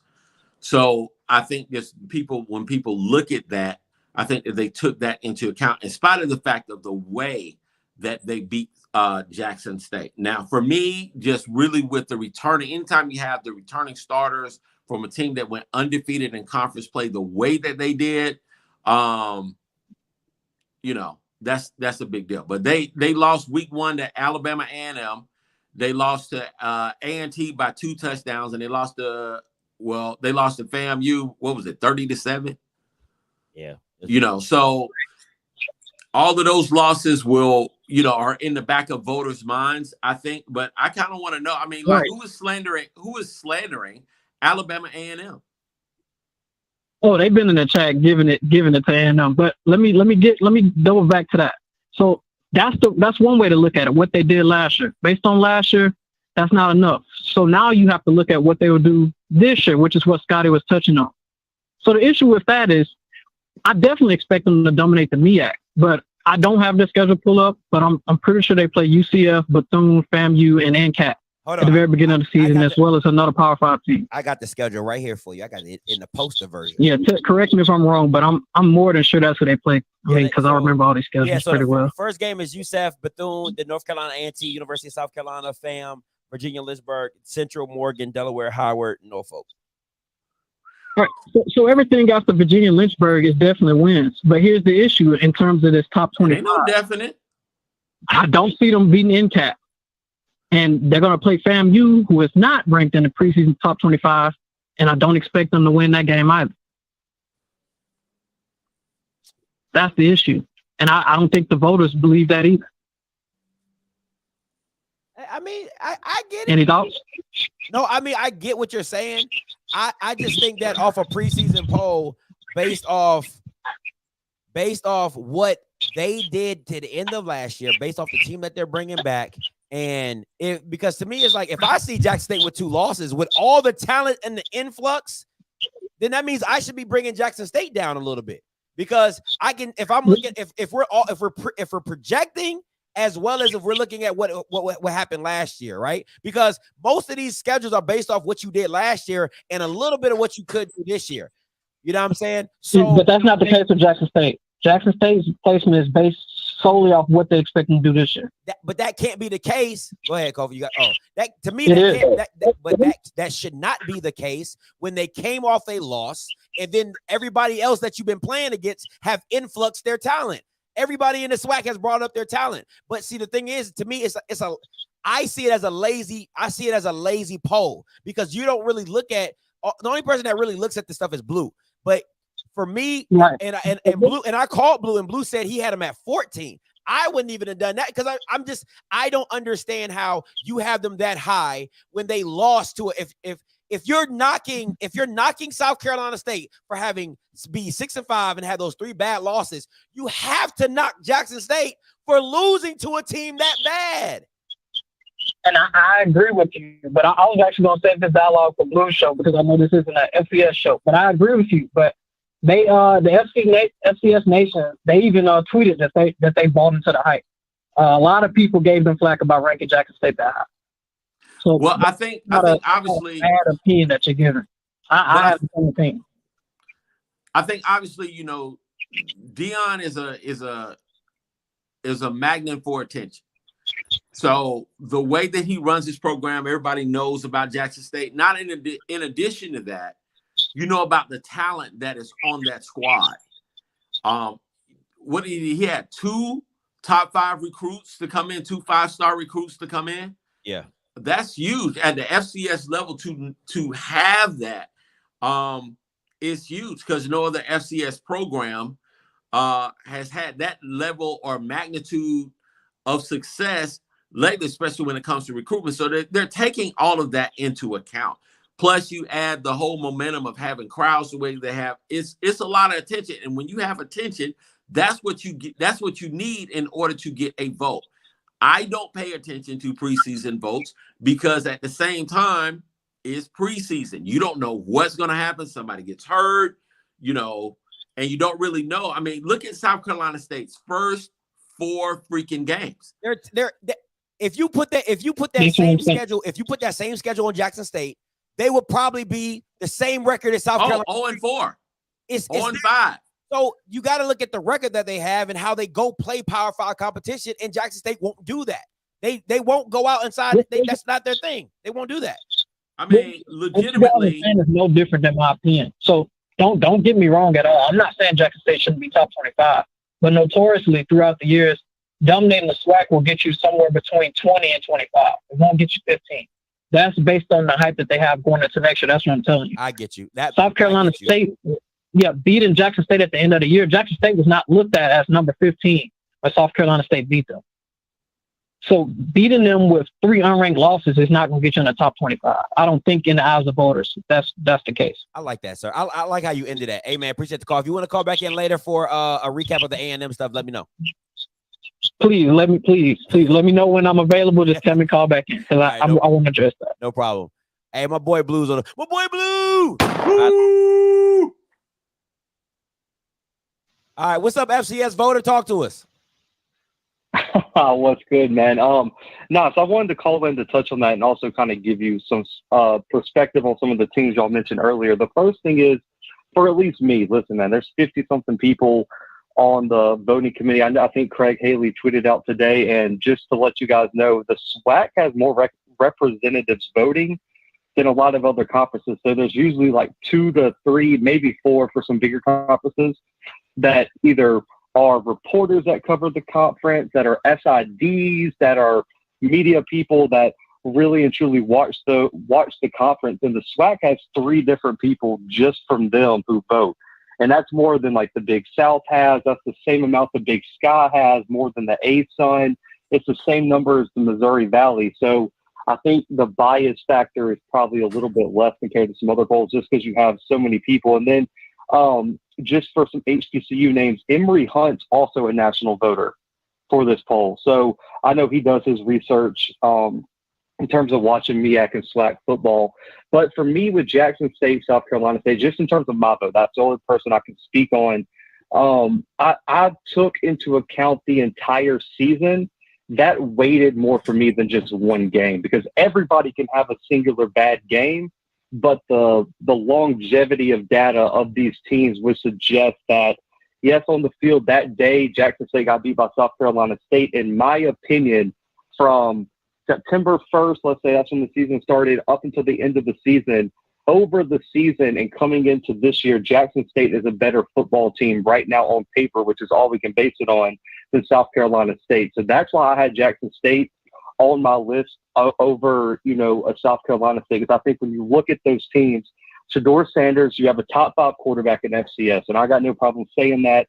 He's a top 5 quarterback coming into the year. You upgraded one of your biggest weaknesses at running back with Savion Wilkerson. That played a large role because I do think he is going to be a significant upgrade at running back. Safety was an issue for me at times last year in terms of coverage. I think Gregory Great really solved that. I think Travis was a big addition to the second corner spot just because Scotty and Kofi, y'all both have said this, Nugget needed someone to force some passes his way. And I think Travis, it might be tested early, but if he lives up to the hype, you are eventually going to have to throw a nugget, and that plays into Jackson State's hands. If I'm just being honest. That's fair. That's personally why I put Jackson State for South Carolina State. And when you look at the back half, so for me, the top 10 was easy. I think the top 10 to 11 teams are pretty clear. But I think when you get in that 12 through like really 20 range, and even and then from like 21 to like 35, man, you really, really got to split hairs on some of these teams. And so I know people look at the record and say, well, did South Carolina State do enough? I think if you flip their schedules, I know you were talking about South Carolina State, Jackson State, flip schedules. We know Jackson State doesn't lose to Alabama A&M on that schedule. So we'll go ahead and check that one off as they at least win one more game. They lose to Clemson and New Mexico State, most likely. They don't lose to FAMU last year. We know that. And then No. You're talking about two different FAMU games. You're talking about an early FAMU game and a middle of the season FAMU game. That's two different FAMUs. I can't give you that one. FAMU in the middle of the season, they lose that game. We'll call it a toss-up. Okay. We'll call it a toss-up. Go ahead. But for me, looking at North Carolina A&T last year, I'm not 100% confident North Carolina A&T beats Jackson State. With that bad O-line, and they took Kennesaw State down to the wire like that? North Carolina A&T did not have a good offensive defensive line either. Their strength was in linebacker, and they had a terrible secondary. And you can't convince me Shedeur doesn't throw for 300 on that secondary. All right. Blue, I disagree, bro. I think A&T would have just really with experience alone and being in that type of game, A&T would have beat Jackson State last year. I don't think it would have been a game. I think if you look 2 or 3 years earlier, North Carolina A&T drags Jackson State. I think it would have been a game last year, in my opinion, because I don't think North Carolina A&T was. They weren't as good. They weren't as good last year, but I still think just with the way that North Carolina A&T plays football, with the brand of football that they play, the style of football that they play, the efficient way that they play, they're more disciplined than I want to say South Carolina State was. And probably even what's the name of that darn team? Texas Southern, the other teams. Yeah, I'll sing my Pine Bluff song in a minute. I just think that A&T is just really with that brand and the style of football that they play, they would have beat Jackson State last year.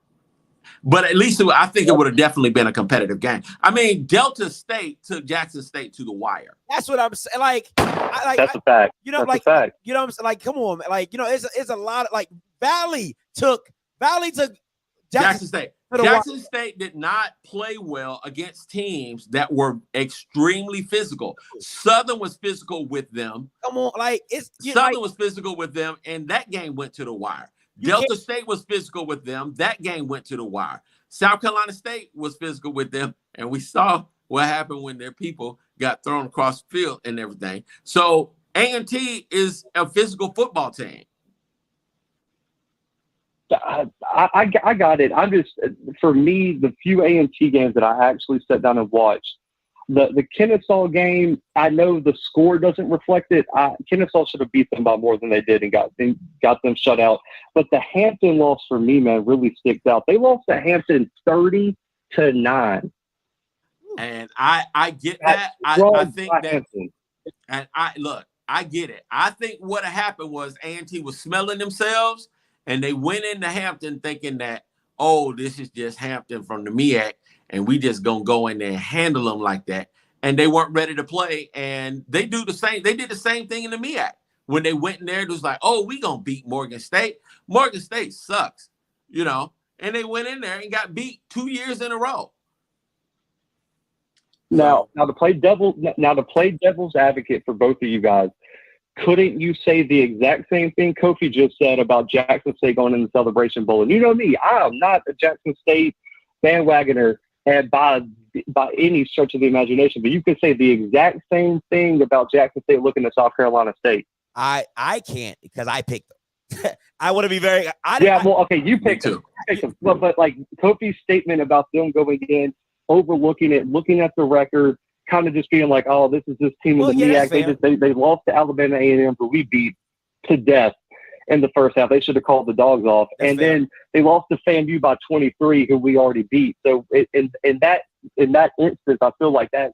I don't know if you can use that as an excuse, man. Losing by double digits, like if you overlook them and lose by a touchdown, I kind of understand it. But to go out there and get beat by, what was it, 21 points, that's tough to argue, in my opinion. And I want to say that it doesn't take much for a game to turn with the brand. That's what I'm talking about, just really with the brand of football that South Carolina State plays with. Same thing with North Carolina Central and Alcorn. On paper, I would look at Alcorn and say, okay, they're a better team. You know, but with the brand of football that Jackson State has faced all year long, physically, A&M did not come to play that day. They weren't. Alabama A&M was not ready to play. But the physical teams that matched up well with them, you know, it was kind of like a stalemate, to be honest, really what I saw. And I think where, and I'm gonna say this, Blue, yeah, my bad. No, I'm gonna say this, and I'm gonna let you go, Blue. I think where Jackson State would pull away is just the pure talent of most of their players. You know what I'm saying? Like they were just out talenting Malachi Wideman, just out talenting DBs. It wasn't, and you know, I broke down the film. They're not doing anything crazy special. You know what I'm saying? They're just simply doing, hey, my player is better than your player. It's just that simple. You know what I'm saying?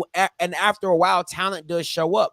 But I think when you're in games, the Delta State game, the Valley game, where toughness and grit have to show up and show out, you know what I'm saying? That's why the games are so close. But the squeak over is the talent. But go ahead, Blue. Oh, yeah. And the last two things I know you got, we'll get into the teams at the bottom of the poll. But I know some callers were talking about, you know, how does the SWAC get more teams ranked? And we know about scheduling out a conference, and we've had that debate for however many months now, and we know what's going to be said on both sides. But for me, I think the SWAC is the SWAC and MEAC really both are in a very interesting position early, because if you're a Jackson State fan, you should be the biggest Tennessee State fan week one. If they go up to the red turf and beat Eastern Washington, there's a chance that team squeaks into the, you know, at least honorable mentions, possibly even like the 25 spot, depending on how they beat them. Because you're talking about beating a top 15 team on the road at a stadium where they've only lost a handful of games the past 3 years at home. And that would be a huge one. Stephen F. Austin, of course, being the top 10 team against Alcorn week one. The entire SWAC should be rooting for them. And even they're not ranked, but I think a good credibility out of conference win would be Tarleton State and Valley. So we had their quarterback on, Stephen Duncan, who was like a fifth-year graduate student, former Western Kentucky quarterback. He opted out of the season because he got a job offer with his graduate degree that he couldn't turn down. It was a significant offer. I talked to him offline. So they're going to be starting a new quarterback. They did bring in a 4-star from Kentucky, Bo Allen, who was the Kentucky State Player of the Year, but he just got to camp. So I don't know if he's going to be ready for week one. That could be a huge win over a WAC team, in my opinion, that could give the SWAC, I would say, another leg up. And we know the MEAC has some big games. North Carolina A&T. I think Campbell, if I'm not mistaken, played like 3 or 4 HBCU teams, and they play back-to-back homecoming games. They're Jackson State's homecoming, then the next week they're North Carolina A&T's homecoming. So if Campbell ends up being pretty good, that could be a big win. But in terms of teams at the end, man, I know that we're getting on Weber and some of these other teams, but looking at the schedule, like Northern Iowa was 6-6 last year, and I believe they were ranked 21st. Their losses were to Iowa State, who was a top 10 FCS program. They lost by 6. Then they beat a ranked Sacramento State team. Their losses were to North Dakota State on the road, 21st ranked South Dakota. They have a win on the road against South Dakota State, a top 5 team. They beat the number 3 team in the country in Southern Illinois, and then lost in an upset game against Illinois State. And their other 2 losses were against number 4 Eastern Washington and number 16 Missouri State. That's a tough schedule. Brutal schedule. And so when you compare that to a South Carolina State, really, really hard to make that distinction. Weber, they lost to Utah, who was in the Rose Bowl last year. They lose to James Madison. They lost to number 12 UC Davis. They lost to Montana State. They upset Eastern Washington. So, like, these schedules, the scheduling across FCS is a big thing to look at. And, Scotty, me and you have already had the conversation about Delaware, where they lost a bunch of starters before the season. An unexpected coaching thing happened. So I think Delaware is one of those teams where you look at that schedule and you're like, okay, it was just a weird year. But you got to remember, a lot of voters who I talked to, they also use information from the spring season. That's another big distinction, because a lot of the teams who made deep playoff runs, the South Dakota States, the Delawares, the Sam Houston States, they had injuries from the end of the playoffs that kept players out for last season. And so a lot of people did use a lot of the spring film too for players who didn't play, which is why Delaware is kind of getting the benefit of the doubt, because that was a team that was one play away from going to the national championship in the spring. And then they lose their starting quarterback. They lose, I believe it was their starting running back. They lose like 2 or 3 wide receivers. I mean, it just kind of, the wheels came off for Delaware unexpectedly due to injuries in the playoffs in late spring. So last year was a very, very weird year for FCS, man. But I think overall, I don't have any like huge complaints about the poll. I think they're, I mean, in my opinion, they're a little low on Delaware, and I think they're a little high on ETSU. ETSU lost their head coach. They lost Quay Holmes, who was a Walter Payton Award finalist, man. But overall, I thought it was pretty good. I'm excited to see if South Carolina State, Tennessee State, and North Carolina A&T, man, can jump in that top 25, though, by week 3 or 4. Hey, man, as always, Blue, walking encyclopedia. I appreciate you, my boy. Hey, later, Absolutely. man. Hubba blow. Hey, man, that boy is a goat, bro. That boy. Amazing. Dang it. Hold on. My bad, guys. I am trying to. All right, here we go. All right. Going to 0527. All right. Hey, caller, you loud, talk to me. Hey. All right. What's up, Scotty? What's up? Hey, man. FAMU alum. I was calling, man. Let me get you guys' opinion on this right here. FAMU, man, we lost our defensive coordinator about 30 days before our first game, right? And we're bringing in 2 new coaches who do not know the personnel and trying to implement a new system. I'm concerned, and I don't know, I want to get you guys' opinion. When you have to replace a defensive coordinator like this, man, what do you think will be the consequence if that coach does not know the players who's been recruited? I think the guy who coached the cornerbacks got moved to another defensive position, so you got a new cornerbacks coach, a new defensive coordinator. What do you think, man, will be the possible outcome of that? And I don't know if that can hurt us. I'd like to hear your response and give me a chance to respond. Okay, well, I have a response for you. And the guy that we lost was a co-defensive coordinator. He was a along with Smitty. Coach Smitty and the other guy were the guys that ran the defense. They were a tandem. But the defensive game plan has always been a group effort. But Coach Smitty knows the personnel. He's been there. He coached under Nick Saban. This defense is going to be better than it was last year. So let me ask you this, man. You don't think that if you've implemented some different things, if you're implementing the personnel that we have on defense, in particular with the linebacking core, is way better than it was last year, and you're going to see that. Well, we talk about back 5. I couldn't hear you. What did he say? He said you're talking about. I said you're talking about the front 6 now. The 4-2-5 defense. You're talking about the front 6. The back 5 now is a whole different animal. And the only guy that now Marquise Bell, obviously, Bell and Collier are big losses, but we still had 3-star and 4-star players that were back there. We're replacing them with more.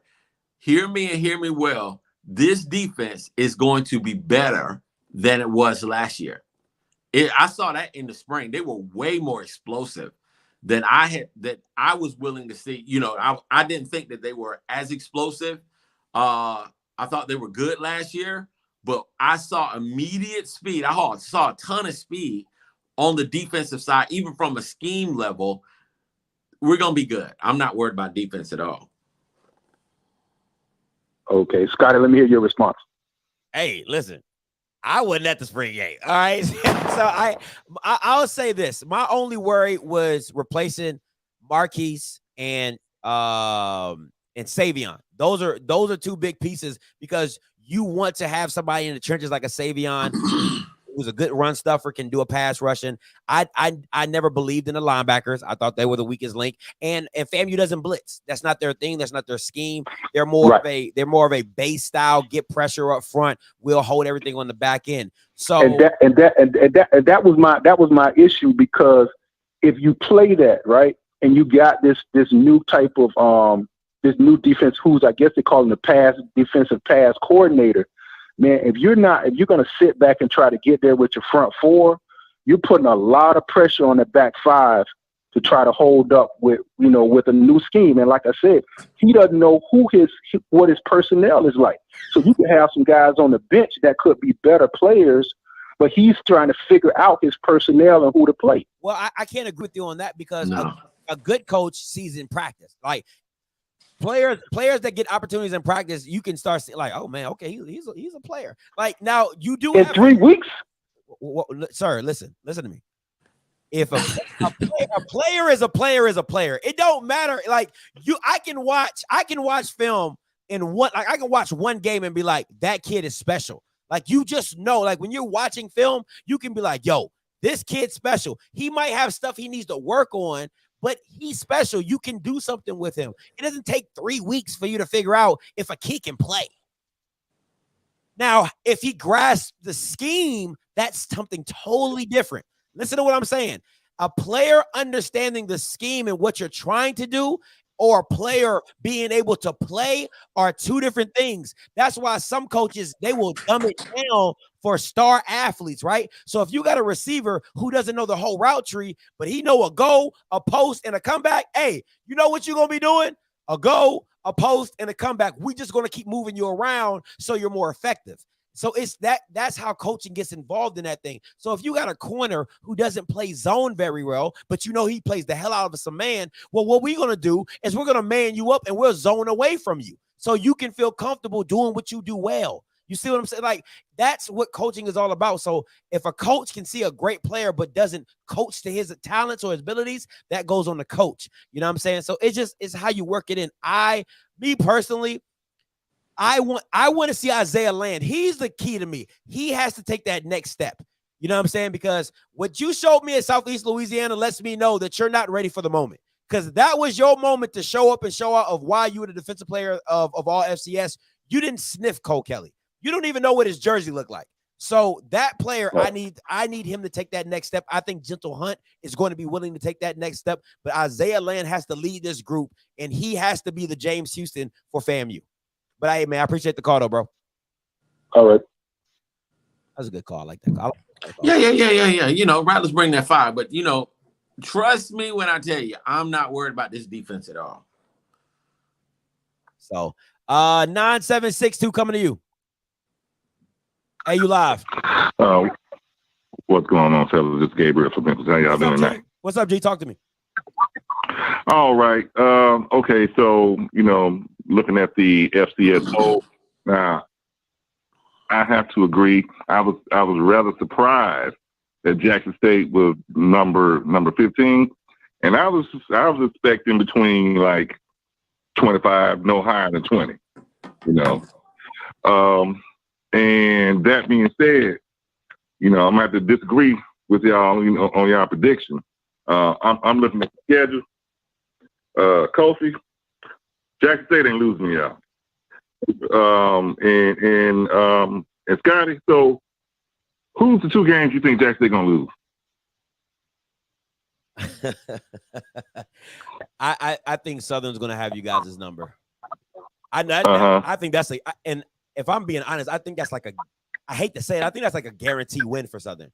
If I'm being really overconfident, I think that's like a guaranteed win for them, because what I'm looking at it is when I watch the PV game, it shows me how well Dooley schemed you guys. He didn't have the best talent, he just out schemed you. And when I look at that, I'm like, and then when I go into deeper, I just think you guys are going to lose to teams that you might supposed to win. Like, I think Texas Southern, I think that's going to be a tough game.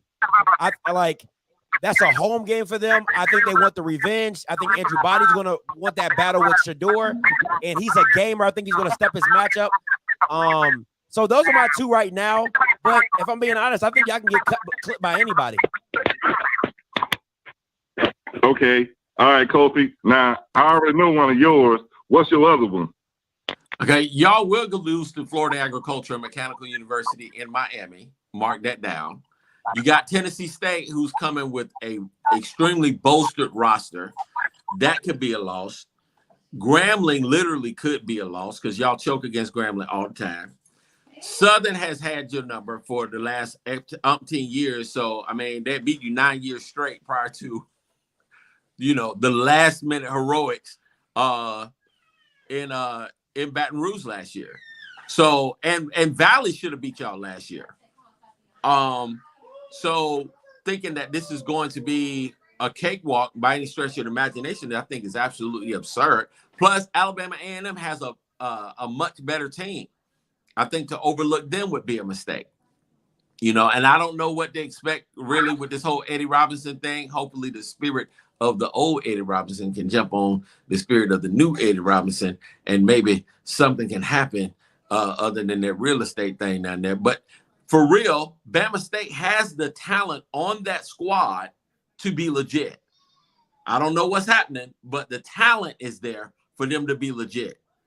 So it's going to be a war week in and week out. And if J State does not come ready to play, they can get beat. But physically up front, I don't see them dominant. That's where you win games. Defensively, they're good. They're extremely fast, extremely athletic, but I have not seen their offensive line dominate anybody. So if you don't have a dominant offensive line against the defensive fronts that Jackson State is going to see, Shador could get hurt. Then what? You can't run the ball.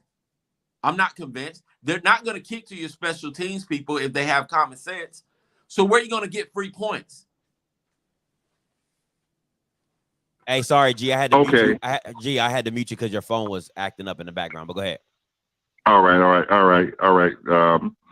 Now, I understand everything y'all said. Delta State almost beat y'all last year, bro. Delta State took y'all down. That was a Division II team that didn't even finish in their first three. All right, I'm done.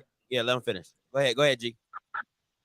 Okay, so my thing is this right here. Now, I am, I don't want to look at the spring game, because my main concern is what the offensive line will look like. That's my main concern. Okay. So I'm taking my, I'm gonna try to be as take my fandom out of it, just going based off what I see. So the offensive line, that's my main concern. But I think Jack State gonna be even better this year. And Travis Hunter, watch out for him. He's gonna win an award, either Defensive Player of the Year or Freshman of the Year. And just looking at the schedule, I don't see Jackson State losing not one game. And I'm gone. All right, appreciate the call, G. Man, listen, I can't take you seriously because you talking about the spring game. I can't even take you seriously because you talking about the spring game. And I mean, listen, it's lifted on a platter for him to win Freshman of the Year. It's because of the simple fact of one, of the publicity. Two, he has a guaranteed starting spot that Coach Sanders already said, so he's starting. And most of these teams in the SWAC don't have the luxury to play a freshman because why? They brought so many transfers in that they ain't trying to play freshmen. You know what I'm saying? So, like, the Freshman of the Year is like that. You can give him the trophy right now. I mean, like, come on, man. I mean, it is what it is. Listen, we're gonna try to cut this short. All right, so I'm gonna take 3 more callers. If you're a member, I know Smash, I see you. I know you're a member. If you're a member, put your last 4 in the chat. I'm going back to Smash because he's a member. If you are a member on the call currently, put your last 4.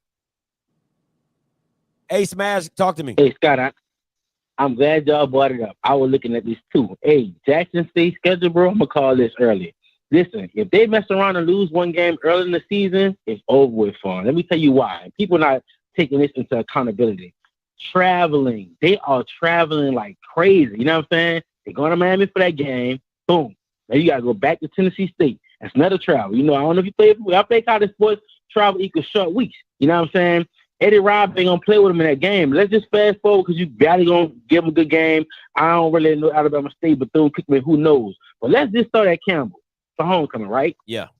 Campbell going to beat the brakes off them. They're going to beat them down. Y'all know how it is playing the school, and they may have a chance of getting hurt. Do you think Southern going to play with them next week or give a cast?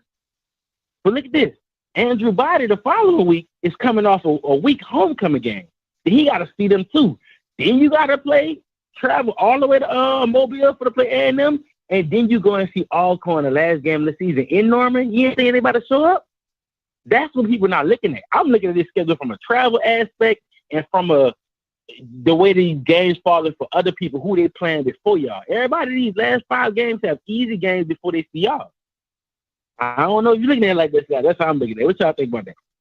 You know, we've had the conversation. I don't account for traveling too much. I have to be honest. But what I will say is people get up for champions. Like that's just it's hard to play with a target on your back every single day because all people want to do is knock you off. Like that's the whole premise. That's all they want to do. They wake up for, I don't care if you're 0-16. You're going to wake up and try to beat a champion because you just want the notch to say, yo, we beat you, even if it was 1-15. So they have to learn how to play with that target on their back because granted, they had the target last year for hype. This year, they have the target for basically winning, running through the SWAC. And you don't want to be the team that got ran through again. You know, like, let's just be real. You don't want to be the team that got ran through again, especially A&M. A&M does not want to be that team that got done up twice. You know what I'm saying? Because technically they're 1-1 right now. So that for me is what that target on your back is not to play with. What you got, Kof? I mean, all of that is just spelling that this year is just going to be different for Jackson State. I mean, not to mention the way that they lost. When you come in with a scheme, you come in with something, nobody knew what Jackson State was going to be coming with their personnel at the beginning of the year. Nobody knew what kind of schemes they were going to run. Nobody knew what that personnel was going to look like, how it was going to fit in to what they were going to bring on the field. Nobody knew. After a year of watching that, a whole summer of watching tape, looking at your team, how you matched up, not only has the entire SWAC East gotten better, the SWAC West has gotten better. The schemes are going to be different. South Carolina State, Buddy Pugh said, look, I looked at the Delta State game, I looked at the Southern game, I looked at the Prairie View game, and I was like, okay, that's my game plan. I know what I'm going to do.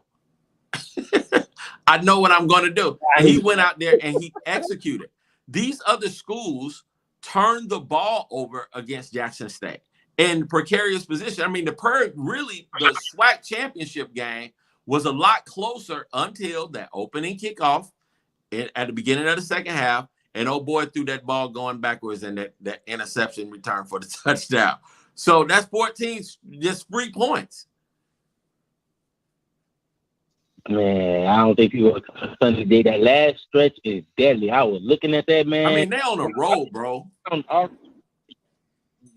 last game, even though it was on count on their side, but if they get an early loss, and then I don't think Alcorn gonna let up. That's gonna be a give it all you got.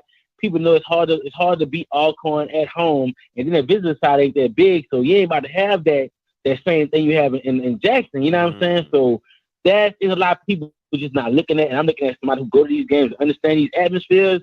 Them last 5 gonna be different for them. Different. But that's my time, y'all. Hey, appreciate it.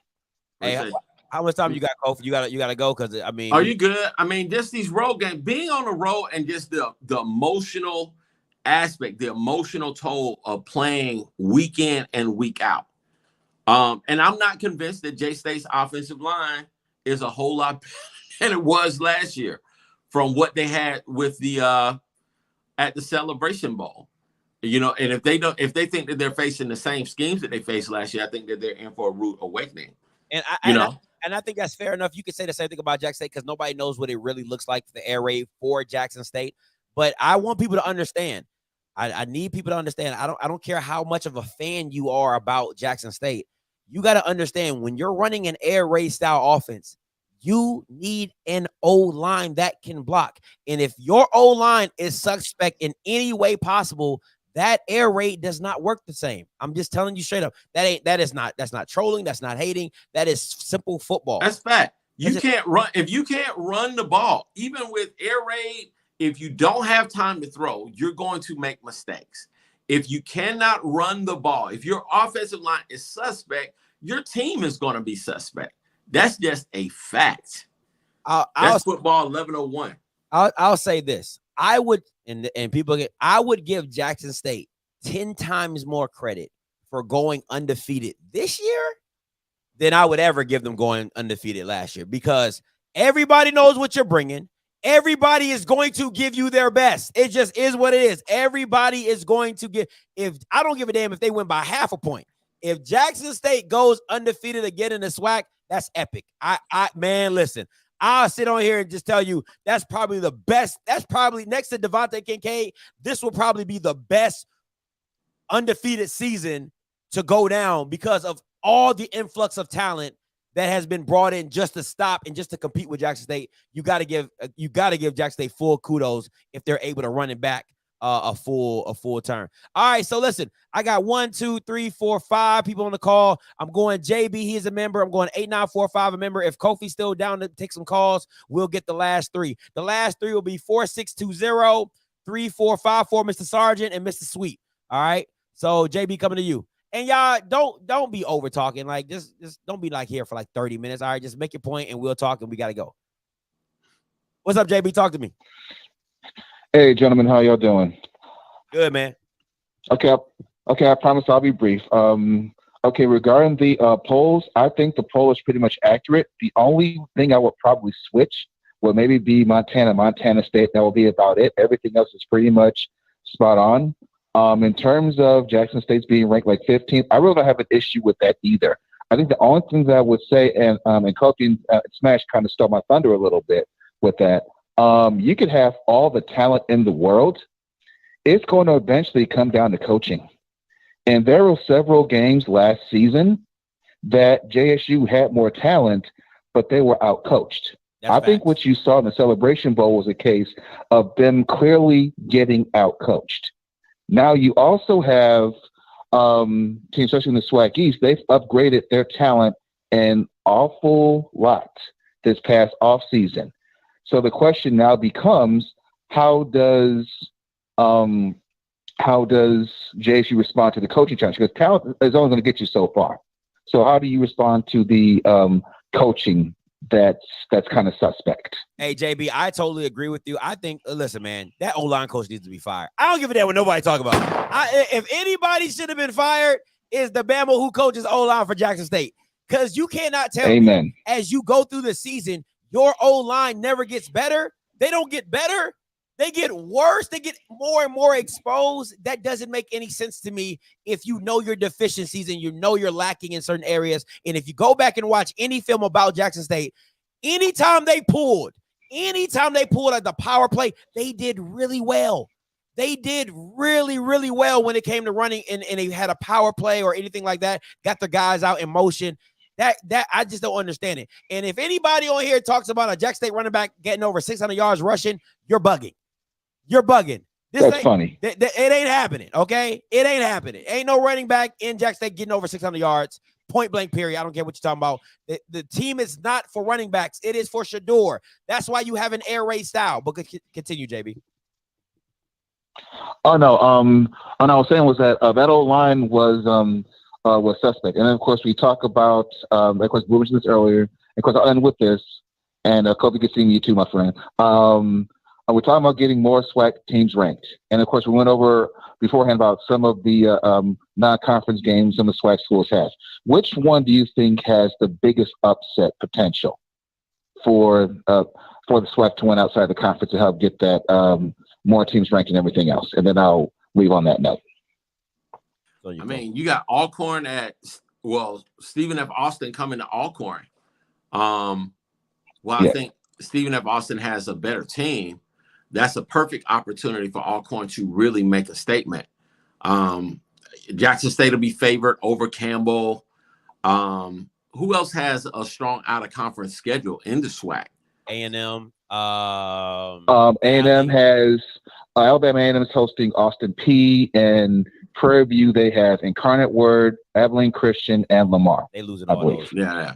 I would go with Alabama A&M with the best possibility to be able. I think people will have an opportunity to see what they have. Valley is playing some out-of-conference games as well. So I think people are. They both got Charlton, I think, this year. I think they got Charlton State, I think, this year. Yeah, so they've got an opportunity. I mean, hey, all you need is opportunity. Let's take it. Take the opportunity and get it done. That's what you have to do. If you want credibility, you have to beat these teams. Absolutely. Hey, JB, as always, man, we appreciate the call. Yes, sir. Thank you. And Alcorn plays McNeese too, right? Oh yeah, they do. They do. Blue just put that in the chat. Is that on the road or is that at home? Oh shoot, I think that's at McNeese, if I'm not mistaken. Okay, I mean, but they played McNeese before, so it's there for the taking. We've got to play again. When we talk about brand of football, the refereeing a lot of times is different. The physicality is different. When you're playing out of conference teams. So I'm just saying the phantom calls that you get when you play out of conference games, they don't necessarily go in your favor when you play out of conference teams. 8945 David, coming to you. Hey, you live. What's going on, everybody? Hey, like I'm gonna say go back to what Blue was talking about with, let's say, with Tennessee State, they're going to Eastern Washington, right? So they go let's say they go to Washington and they beat Eastern Washington on their home field. They come back and play Jackson State in a Southern Heritage Class that basically might be the last one that we play each other against. That to me is going to be a scary thing because nobody's not looking at the fact that Tennessee State has also been doing some good ass recruiting. You know what I'm saying? During the whole dead period and stuff like that. Nobody's not looking at that like Tennessee State just recruiting, and Eddie George is building his team in the image of him like he was when he was a player with the Tennessee Titans. I disagree I disagree on that. I don't think he's building his team because his team was a very run first dominant team. I don't think that style in football works unless you're North Dakota State, that's your style. That's something you've built a brand. Right. You get the offensive lineman. I think Tennessee State just has just great athletes. They're getting great talent. And I think that Southern Heritage Classic is going to be a classic game. Like for it to probably be the last, I think they got 2 more years of it. But if it's the last one or not, I think it's going to be an epic way. I think that's going to be an epic game. Go ahead. And also another thing about, let's say, because then you got Grambling for that thing, they got Grambling the next week at home.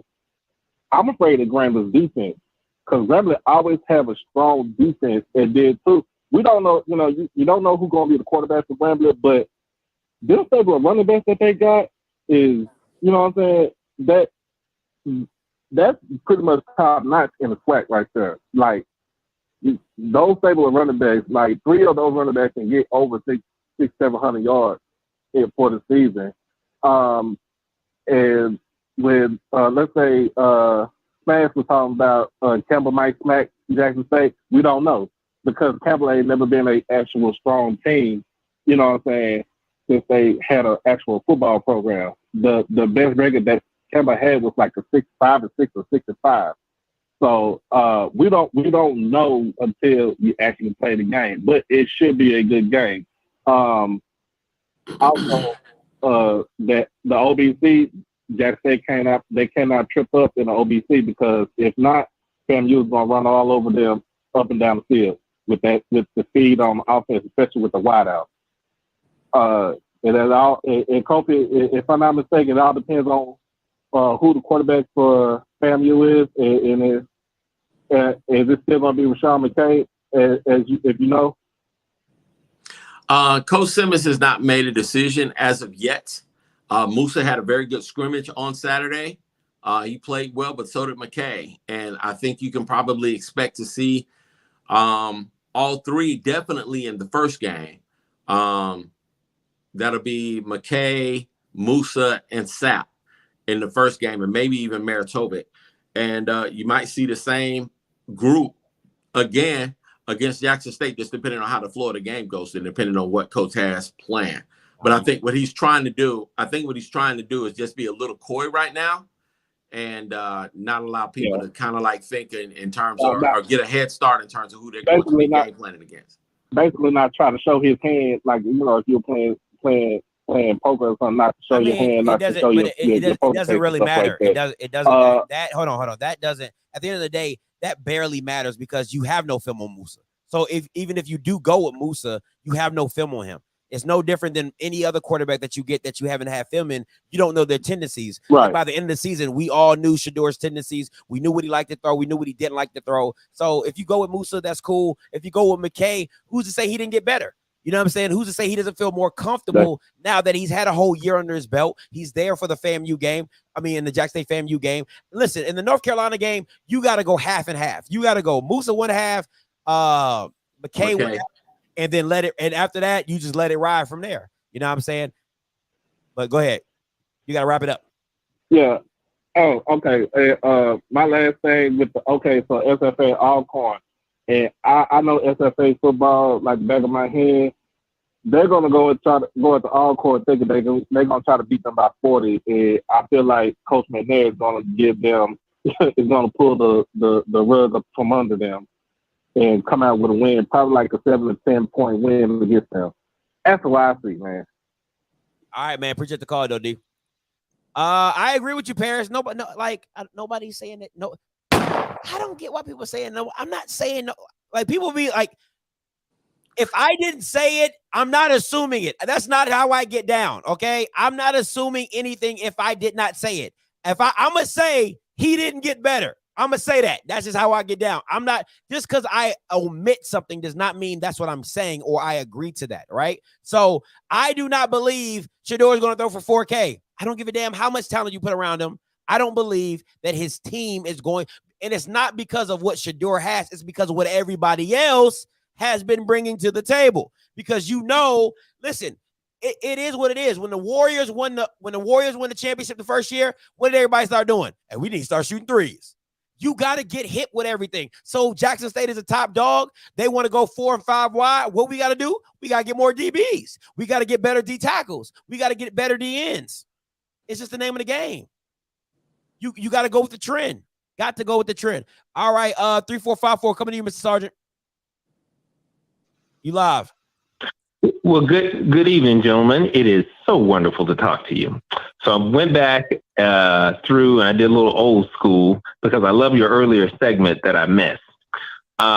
First of all, 2 things that I know, and I wrote it down so I won't mess it up. Number 1, FAMU undefeated. Now, where I got that from was Scotty himself. He did a show called the FAMU Schedule Review, and he said, just at a glance, undefeated. I said that. I love it, man. I love it. Okay, number 2, the second thing I know, I'm going to meet my brother Kofi, and I'm going to get a selfie with him. I'm looking forward to that. Here are the 2 things. We love you, boy. We love you, boy. Here are the 2 things that I think. Here are the 2 things I think. And it's only 2, and we're going to be gone, bro. Number 1, Scotty, I think you're going to be recruited to be a coach. Maybe not in the SWAC, probably in the MEAC, or somebody's going to pick you up a coach. Because some of the things you say, I'm like, you know what? You couldn't know that unless you was a... Yeah. So Scotty, I hope the Lord will lead you to bring some team up, and I hope you get a SWAC job. That way you can beat Laxton State. Good luck out there. The last thing that I think on this tour that you're doing, Brother Scotty, you're going to have a day where you're at a game and you're going to have Kofi there and you're going to have Blue. Y'all going to be live and I'm going to get to see what Blue's face looks like with barbecue sauce all around his lips and mouth. All right. Y'all have a good evening. Hey, you too, man. Hey, man, y'all. I know I ain't say no undefeated. I know I probably I ain't say that, though. I ain't say that. I know I didn't say that. All right, 4620 coming to you. I think that's a Wake. Hey, is this a Wake? What up, this Wake? Yeah, I thought it was. What's good, Wake? Talk to me. And you got 372 people in the chat, 131 likes. What's Get up the with that? likes up. I got the light police right here, but she tired as a mug, bro. She tired as hell. Okay, because I ain't see nothing. I ain't see nobody say get the likes up, so I was gonna use my call on that. Yeah, I appreciate it. Go ahead. I like the airline partnership with JSU because now JSU could probably start, depending on how long that deal is, the partnership, to start fishing to play teams outside the region, on the West Coast or whatever. They can start playing that game. That's dope. I like that part. That's a dope concept. I like that. That's dope. Go ahead. Right. So with the Celebration Bowl, now I won a couple $100 because South Carolina State. I put it on them. Here's why. Jackson State, when they won that SWAC championship, their season was over in a lot of the heads of those players. I could see it in their eyes. South Carolina State was coming in on the point of we got to prove something. Now, I don't know if South Carolina State would have beat them in the middle of the season when Jackson State was on that momentum in the middle of the season. Yeah. But in that game, I could tell that in all their eyes, that the Jackson State players were not in that game. That's what Coach Sanders failed at. That's what I saw. Now, looking at the schedule this year, I'm putting down Jackson State gonna lose 5 games. Woo! Easy. I'm looking at the gate. They getting hit. They gonna have a fight at Florida A&M. I'm putting that as a loss. I'm putting Tennessee State as a loss. When Grambling come to town, the one thing I think Deion did was curse that team because what did he say? He wanted to dominate. That's what it said. If I'm the coach, huh? That's what it said. Yeah, that's what he said. So if I am a coach of any of these SWAC teams, I'm putting that on the door for the teams walking out. Say, hey, they looking to dominate us. He put a curse on that team. That team ain't ready for that. I'm putting them down for 5 games. Easy. Hey, listen. That's all I got. Hey, listen. You see how I kept that short? No, I appreciate it. What I'm gonna do, listen. My girl has a storage memory like no other. We are going to put this in her phone. And at the end of the season, if they have 5 losses, sir, I will listen. You can come on here and just spew whatever you want. Listen, I will let it ride, bro. I'll give you 30 minutes just to say whatever you want to say. But that is amazing. I listen, I know you probably don't want to put no money on that because people are trying to make bets with you in the comments. Blue even said he'll give you $100 for 5 games. But listen, I just think I don't even think that's worth betting. I just think that's worth sitting back and watching. I take more pleasure in just sitting back and watching. That's just me. But hey. And this is I don't see when you look at the little clips and content they put on the practices, I don't see an O-line. I see a basketball team. I see some underweight guys. I see track run. I see track stars. I don't see a sit-down physical, we get ready to dominate this game football team. I don't see it. Jackson State losing 5 games. Straight up. Boom. Never going to see what Deion is going to be doing at the end of the season. That's all I got. I appreciate it. Wait. They say you on that brown sugar, dog. Hey, listen, man. Listen.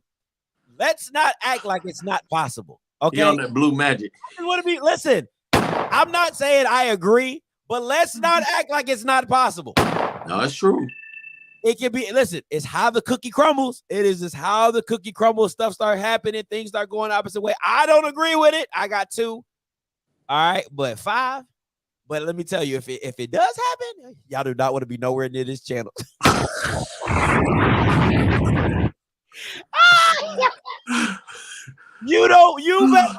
Listen, if you got a J of anything, blue, white, gray, you need to be as far away. Listen, don't turn me on. All right, don't even take the notification bells off.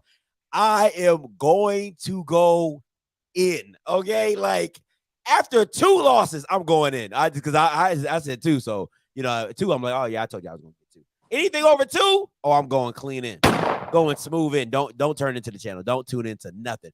0477 coming to you. Hey, caller, you Hey, enjoy the show, guys. Yeah. Right quick.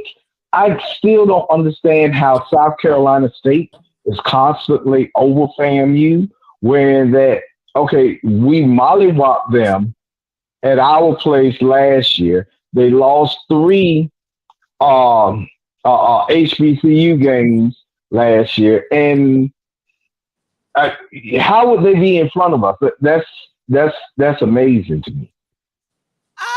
Can somebody explain that? No, I get it. I get it. You know, I understand where you're coming from, but you gotta. I mean, they're a champion. You know, I don't know how. But they won. They won. Basically, they won the game that counted, right? Okay. But if you put their body of work together, then no, they work better than FAMU. They prove that on the field. Sir. Right? I get what you're saying. Yes, sir. I'm listening. I know you're not used to saying this word, but say it with me. They're a champion. As a FAMU, you're not used to saying that word for the past couple of years. So I know it's hard for you to grasp, right? But champion. I'm glad you added the past few years into that. Champ. Because that's all we are, our champions. But go ahead. It's spelled CHAMPION, and it comes with rings and a trophy. I know you haven't seen one in a while, so it's kind of hard for you to grasp what I'm saying, but they are a champion. Okay? Of a bowl game. Champion. Thank you. We have a national champ. We have national championships. Okay, we're the only HBCU team to win a Division I AA playoff. Sir, I saw the national championship trophy. It's like it's getting held together by wood sticks. Like, stop playing with me right now. Stop playing with me right now. I seen the national championship in 1970. It's held together by wood glue and sticks. Stop playing with me right now. What are we doing right now? Come on, man. Stop it, sir. Stop it. Come on. Hey, that's one thing you can always say. You're a champion. Okay. I don't care. But you can't. I don't care when it happened. It happened. But you can't. But you can't. You can always say that. No. But you can't. See South Carolina State can champions. That's what I'm trying to say. Like that. When I'm asking you, what I'm trying to show you, because you keep. The question was, why are people putting South Carolina State above you? And I keep coming back to say they are champion. Okay, champion. You're not used to hearing that word, so it's like I keep trying to tell you it's hard for you to grasp. It's champion. Okay, did they beat us on the field? I'm asking that question. No. Head to head. No. Was it close? No. Okay, just checking. But are you just checking? I thought it may have been close. That's great, but are you a champion? You're not. What are we talking about, my guy? Like, you can go all the stuff you want. Maybe if you were still in the MEAC, that would count.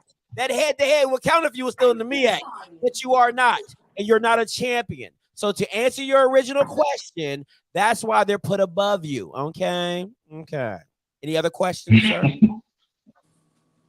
Any other questions? So you can lose 3, 4, 5 games. Hey, if that's not your and because you're in the weaker conference, that's how you become champion. Oh, the conference that beat, because they wouldn't have made it in the SWAC. They didn't need to. They wouldn't have made it in the SWAC. They don't need to. You couldn't beat Jackson State, and they beat them by 21. Talk to me when you do that. We beat them. But we beat your champion. But we beat them. They beat the person that beat you, which made them a champion. And we beat them. Okay, we beat them. We did what Jackson State couldn't do. Congratulations, sir. Okay, congratulations. But you're failing to see. I thought FAMUans had understanding, okay, knowledge, okay, with all thy getting, get an understanding, okay. I'm giving you all the information, but you're not getting an understanding, okay. They are a champion, you are not, sir. Okay, Coach Green coming to you, and don't be long, bro. I swear for God, I'm gonna hang up on you. Hey, what's up? God damn, bro. This the time I was on the flight. God damn. But anyway, you might as well go ahead and become a SU fan, bro. You know it's on the tip of your tongue, bro. So go ahead and say you are switching to Southern. I would switch to Just say it. You're absolutely right. The only Southern I'll be switching to is Texas Southern. All right. That's the only Southern I'll be switching to. So it'll be Andrew Body or nobody. Okay. I'm still riding with fam, but it will be Andrew Body or nobody. Okay, we're gonna smash Texas Southern, so I ain't worrying about that.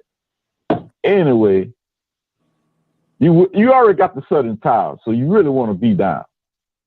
I got a You lot really of want to be towels. down. I got this towel. I got a Southern towel. I got a Walmart towel. What are we talking about right now, man? I got plenty of towels. And hold up, and this is my last thing that I'm done. You would switch over to Southern if we lose to LSU by 20 or 10. If you lose the LSU less than 21, I would say my record for you guys will stand, that you guys will run through the SWAC, and I'll be really, really surprised. But I see you guys losing by more than 30. So appreciate the call, though, Coach Green. All right, guys. Hey, listen, I'm shutting the call lines down. Appreciate everybody that called in. Let me see. I had some comments on here. Okay, no, guess not. All right. So, Kofi, what you got coming up for the Bowl and Strike Zone? Man, we got a BOT meeting this week, so we're going to be talking about that. Hopefully, we can get rid of somebody and be trending in that direction, and at least some statement or some manner of discipline. But this is going to be a big week on the ONG as we get closer to the season. We got a couple of players coming on, so it's going to be good, and some stadium updates. So that's going to be good as well. So looking forward to that. Man, y'all updating the double wides? That's what's up. Hey, it's off the chain. You have to look. Some of these double wides is off chain, but this thing is really good, man. And we're heading in the right direction. I'm happy. That FEMA press box y'all got. Look, we had an undercover FEMA the last time, so this is an upgrade of what we had. So we're good. All right, guys, listen, I appreciate everybody that called in. I really do. I thank you guys for your participation as always. I don't know if I'll be doing a morning show tomorrow, but listen, if you miss the SWAC expose on Andrew Roberts with the SWAC, I am going to be re-uploading that video. It will be a members only, but you can watch it on HBCU League Pass, okay? So let me put this app up. If you want to watch it, I'm going to have them play it all day tomorrow. All right, it's going to be on repeat all day tomorrow on HBCU League Pass if you want to watch it there, okay? So that's where it will be playing. You don't want to miss that. If you're a member, you can do the chat and everything like that. You can have, the live chat where it's going to be simulcast. But if you want to watch it and you want to see where it is and see what it's about, if you missed it, HBCU League Pass tomorrow, I'll probably drop it around noon or 1 o'clock, all right? And until next time, listen, you know what I'm going to do. I'm going to holler. God bless.